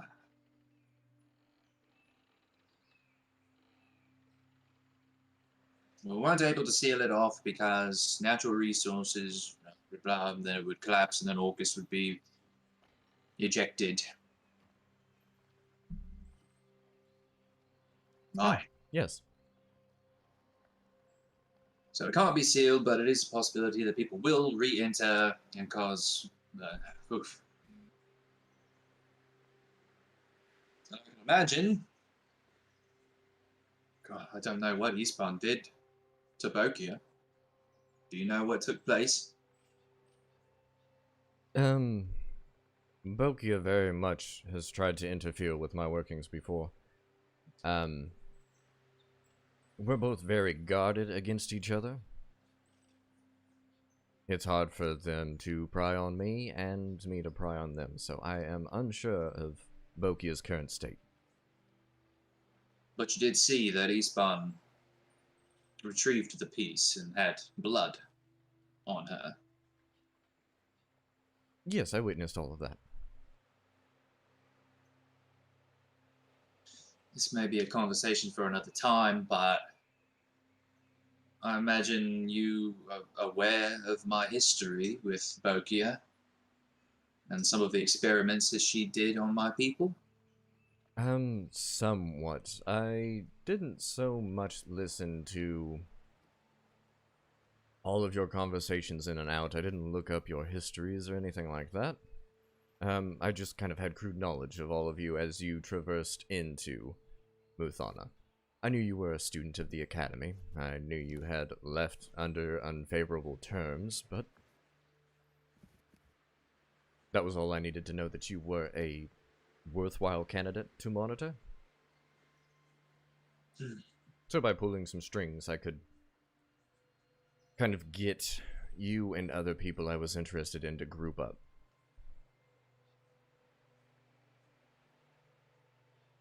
Keith was a letdown, though. Really thought he'd do more.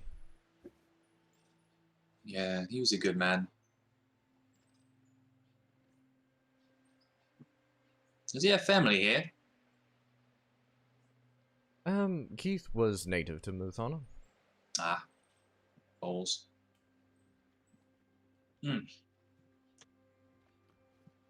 Well, what's next? Like I said, I just need you to fill out these surveys. Once you're done finishing out your experiences inside of Muthana, tell me where you'd like to go. And Bosch and his family are all. His family's all back home, or should be at least. They have returned home, yes. I believe that one fellow is still petrified, though. Last I looked, they did not cure it. Well, that's good. I just look at Bosch. That really is a load off my mind. I don't know if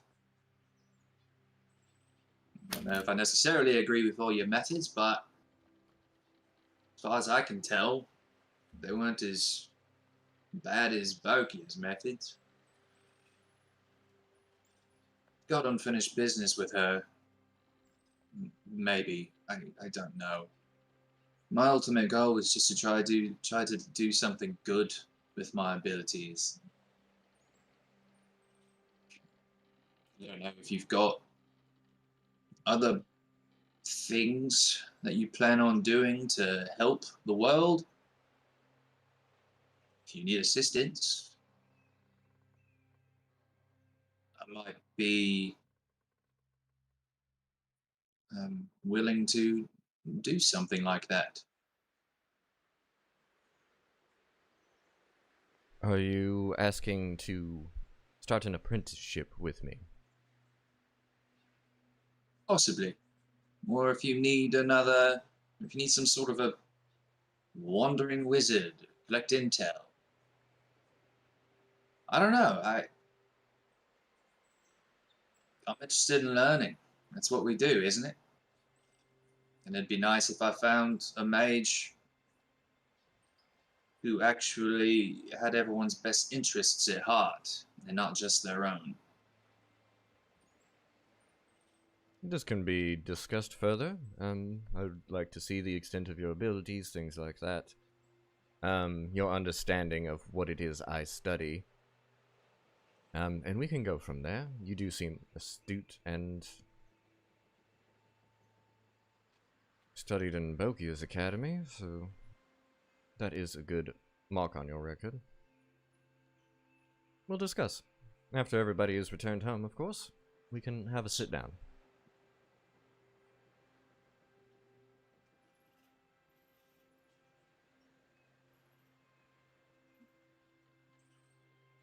So you all, I assume, fill out your surveys. He kind of guides you back into the, like, tower study, and as, like, in the center, there's this big, like, very skinny circular table. Like, it connects like a circle, and it's just hollow in the middle, and you see that there's, like, these metallic beams that kind of are built into the interior of the circle, and it kind of caresses down into a pit, where it is suspending some sort of, like, terrain map. It's almost like continent maps, global maps, but you see all these different pieces, and it kind of rotates, and it looks segmented and partial. Like, there's all these separate continents that are just, like, in different places that are put together. You assume this is, like, almost bird's eye view of all of the traversal lands that he has created. You do eventually see one kind of rotate that looks like it's covered in, like, bright colors and candy towers, and it looks absolutely insane. And then there are other continents that are, like, full of forests and, like, tropical environments. Some are blizzard and snow, and you see, like, massive creatures roaming some of the terrains. Flynn, you would probably be the only one to have an idea, but you see one continent at almost like desolate and in ruin, as there's this colossal beast just roaming around. That for the brief second that you see it kind of rotating through the map, there is a Teresk just kind of roaming a continent somewhere. Let's go there. Do I know what that is? Out of game? Am I forgetting something? It's kind of like just the world ender creature. Oh. Somebody can put it in Discord chat so you can see it. But you see these rotate? You all take seats at this circular table if you like to fill out your surveys. We're gonna take a short break there. I'm gonna get the rest of my coffee and pee, because I have to pee. And then, you know, you can relay your feedback of some of the events that you've all gone through to me, so that Wayul knows. Oh. But we'll be right back. Look and subscribe. D&D. Narias got dusted. You can't be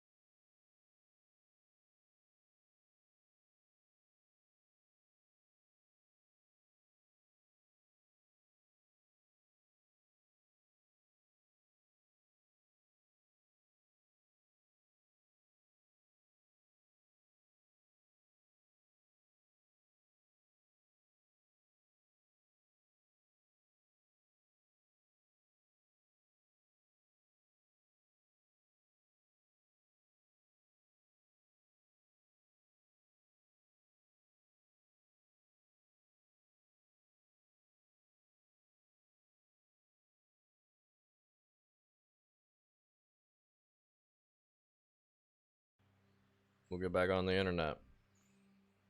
This one.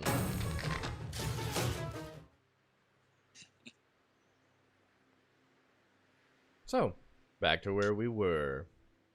You're all sitting at a super cool round table, filling out your surveys about your experiences on Muthana. Wait, so did you make the Tomb of Horrors, or was it this Asarat guy? It was Akarak. Yes, Yeah. he created it. I've just used it. I call him Asarat. Because stupid. There's too many physical traps and not enough magical ones. That place sucked. It's like a maze, but you're walking on eggshells. It is kind of Stupid. opposite of what you would think a highly guarded wizard's chamber dungeon would be. It is very Got no- physical. It's strange. He's got no taste. He's got no taste. But I'll definitely be keeping Tomb of Horrors in the rotation. It almost seems impossible. Anything else? It's challenging, I suppose. What did you think about the bank heist? Was it a little too easy? I don't think it was too easy. I think that we were just too good. We came up with a very good plan. Good notes, good notes. Anything else from anybody?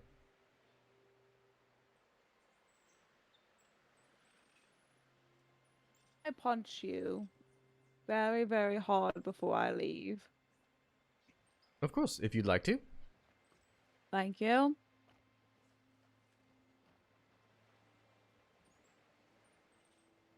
Do you go and punch him? I'll do it before we leave. Okay. Does he seem like he's actually going to let that happen, or is it more of like, nah, if you punch me, you die? Make an insight check.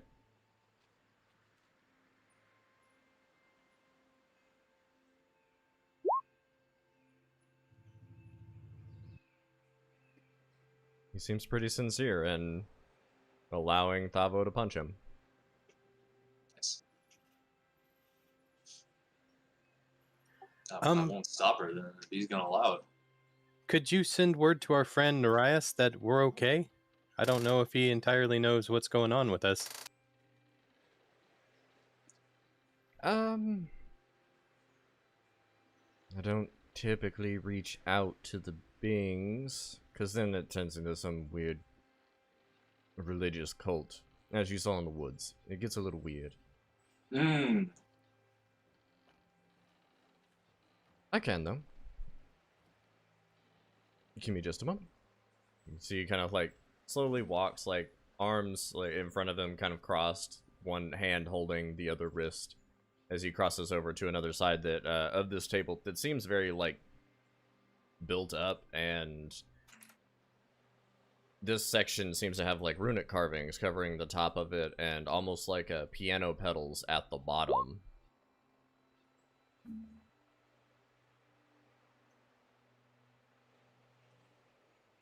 He begins like stepping on the piano pedals, stuff like that. You see him interacting with some of the runes, and the weird like rotating map terrain thing that is in between the table begins to almost like rotate until you see the full span of Muthana. You see him kind of like close his eyes for a second.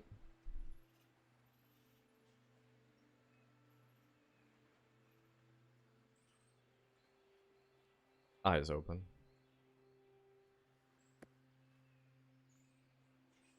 I don't have Nereus as a piece anymore. I can't seem to contact him.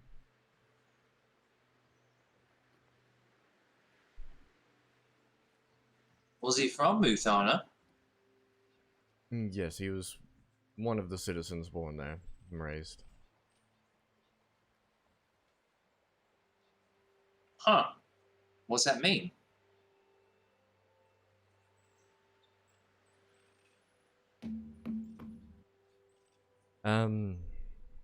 He died. He left. He discovered in the past hour or two that we've been talking how to conceal himself from me.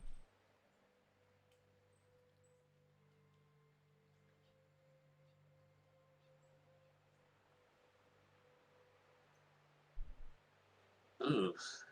Hell, I don't know what to do with this information.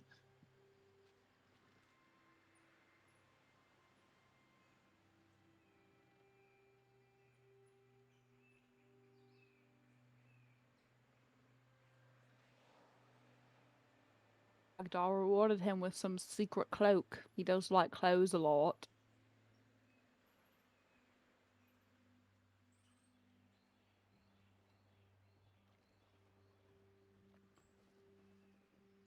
Well, I'm sure he's fine.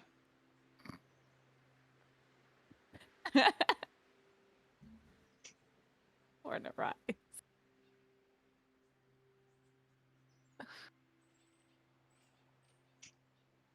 Hopefully the wish didn't do something snickery and like, ah, well, last time he remembers he was in the Tomb of Horrors, so that's where he thinks he's from, so now he's stuck at the Tomb of Horrors. Imagine that.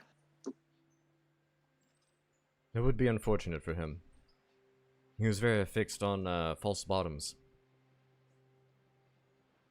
Well, when you grow up in a life of traps, I don't know, he seemed like must have been something in his past. Something that he skimmed in a book once.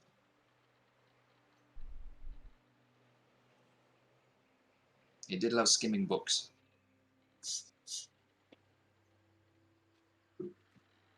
We talked a great deal about it on our travels.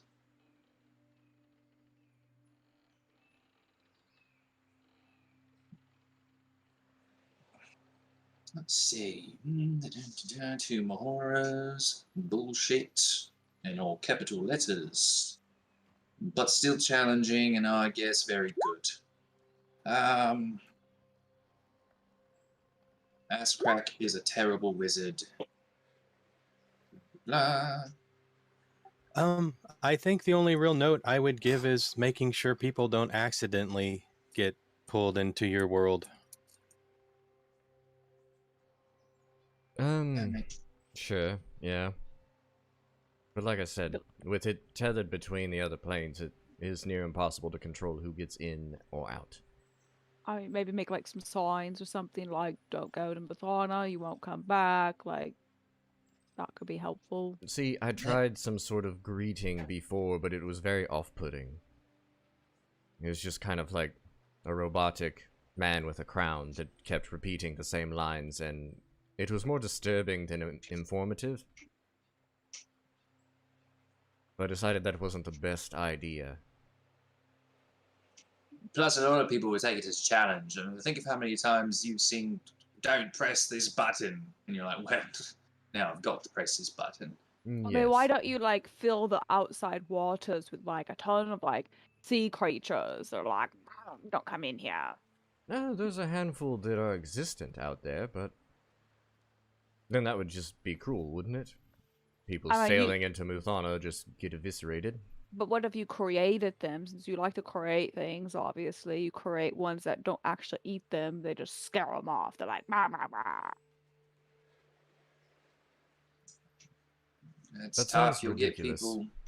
get people that think of all these things as challenges. What if there's some way that people with good intentions can leave? I don't know how you can monitor that. I'm still learning. That is interesting, yes. The problem with adding more to Muthana is that it's already at like this cap of essence. So if I add more to it, and try and like change things, I have to have more tethers to other planes. Which makes it more accessible, which would be more dangerous.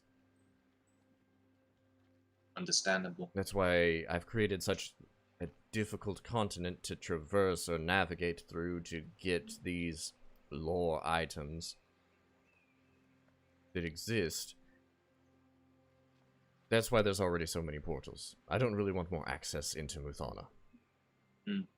So if I try to create a bunch of talking sea creatures that say go away, I may have to connect to something else, which means more people will be able to traverse into Muthana. Would you be able to Because the people of Muthana don't really understand what you've done there either, do they? No, they're very unaware, except for that roaming giant that keeps gathering people to worship Would them. it be beneficial if everyone knew? That way they could relay information to people trying to enter? Or would that cause more cult activity? If they knew the status of their existence, really, that was my creation, it causes more of an uprising than anything. Hmm. It turns it all into more of a chaotic sort of existence. And you create a long bridge.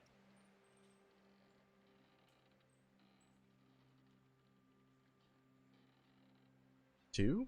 From? Yes, I can Wherever, create a long bridge. wherever they're coming from. And that would require bridges that traverse the astral sea into other planes of existence. More than likely not. So no bridges.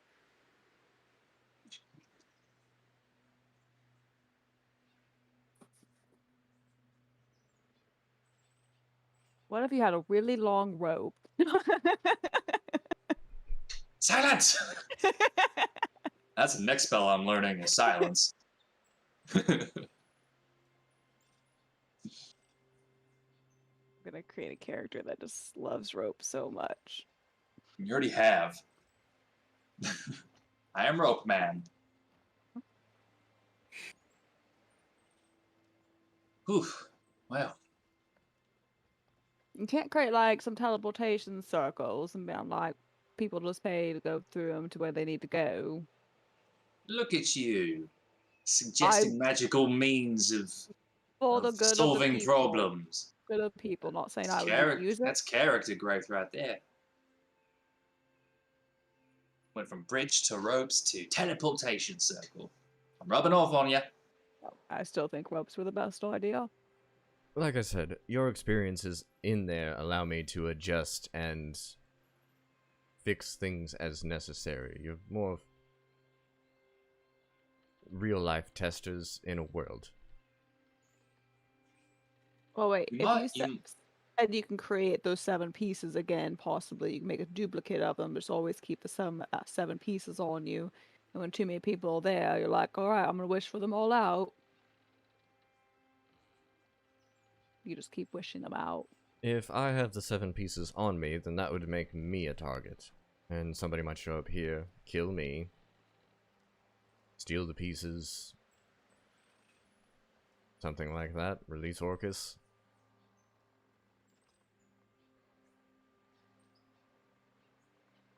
Just doesn't make sense to me. Puts me at more danger and lessens the security of Orcus, which is why all this began in the first place. What if you, we stumbled upon it, right? What if you were to keep your eyes on what was going on in Muthana and commission adventurers to go in willingly, and they would have, more intention to go in and get the job done. It's That way they're not less organic that way. It's almost placing a thought in somebody's head and they handle things differently if they have something they need to achieve. Wouldn't that make sure it got achieved quicker, more efficiently, perhaps? I don't need things to be accomplished or achieved. You all could have died in there and that would have been perfectly fine. I still would have gotten information. I need organic results, not forced results. Well, I'm just thinking in terms of if people in there got very close to getting all of the pieces with the intent of releasing Orcus, then you can bring in a group to try to counteract that. Oh, of course. If it ever gets to that point, I would look for commissions into that plane of existence and hopefully be able to stop them. Oh, okay. That's good. But that is also why the people guarding Orcus have such regard for them. He sustains them with power that derives from his existence in there. So they would also be protective of Orcus being trapped there. Yes. They're a good line of defense. They are. They are.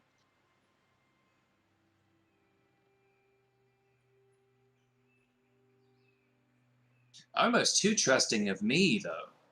That was one thing that put me on guard there for a while. I found out very quickly what was going on down in there, which, I mean, was fine because I had good intentions, but if I was a little bit more conniving, that could have been bad for them. That is the point of kind of the families and people like that coming in, is to grow that civilization. They need to develop naturally. This experience that they've just had with you all and the families invading, now that they're gone, will allow them to build up, reinforce, develop as a community, and become more powerful. So if something else like this were to ever happen, they're more prepared. Organic results. It's good. It's a better form of experimentation than Bokia does, I'll tell you that. And as you say that, there is a of arcane energy behind Wayul, as you see a very brightly colored wizard that stabs him in the neck. Damn it! Knew it! It's my fault. I'll take the blame. I'll You start see shooting some her. dust. Sorry. Try to. Do we not have time to try to block it? It is very instantaneous, and you are not ready as you are filling out surveys.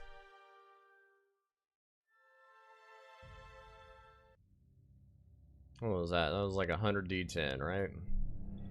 It was. Hold on, I got it written down here. 1d4 plus proficiency plus 100 d10. I think he's gonna be fine. Come on, ones. We will see. I'm not even mad. This is amazing. I'm just upset I didn't get to punch him. Should have done it while I had the chance. You could still do it, it just won't feel it. Not satisfying. Oh! Nice. I know for a fact he's got 600 HP.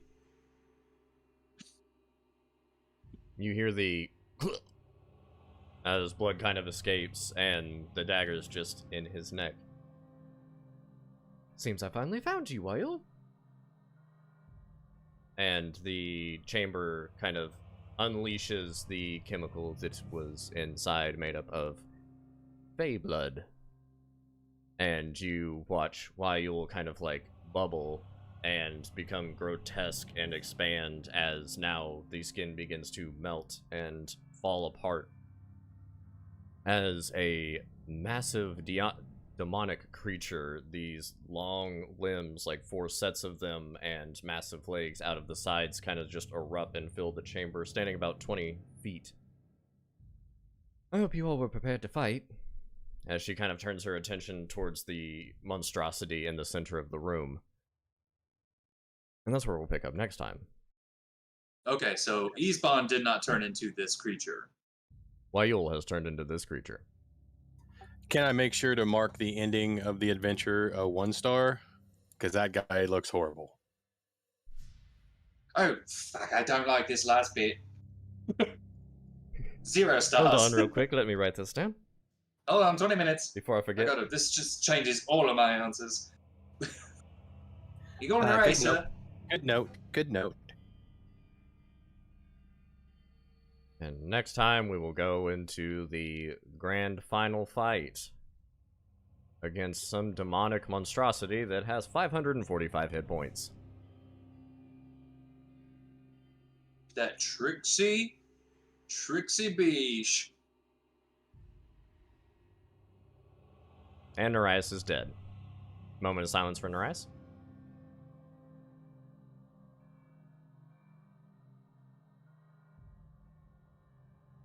Amen. That was nice. I almost broke my own moment of silence. All you are is dust in the wind. Oh man. So, Saturday night, right? Finale? Oh yeah. I need more cashews for that. You better go get some, dude. I need to. These are not going to be here much longer. What time do we want to play on next Saturday? 7, 8?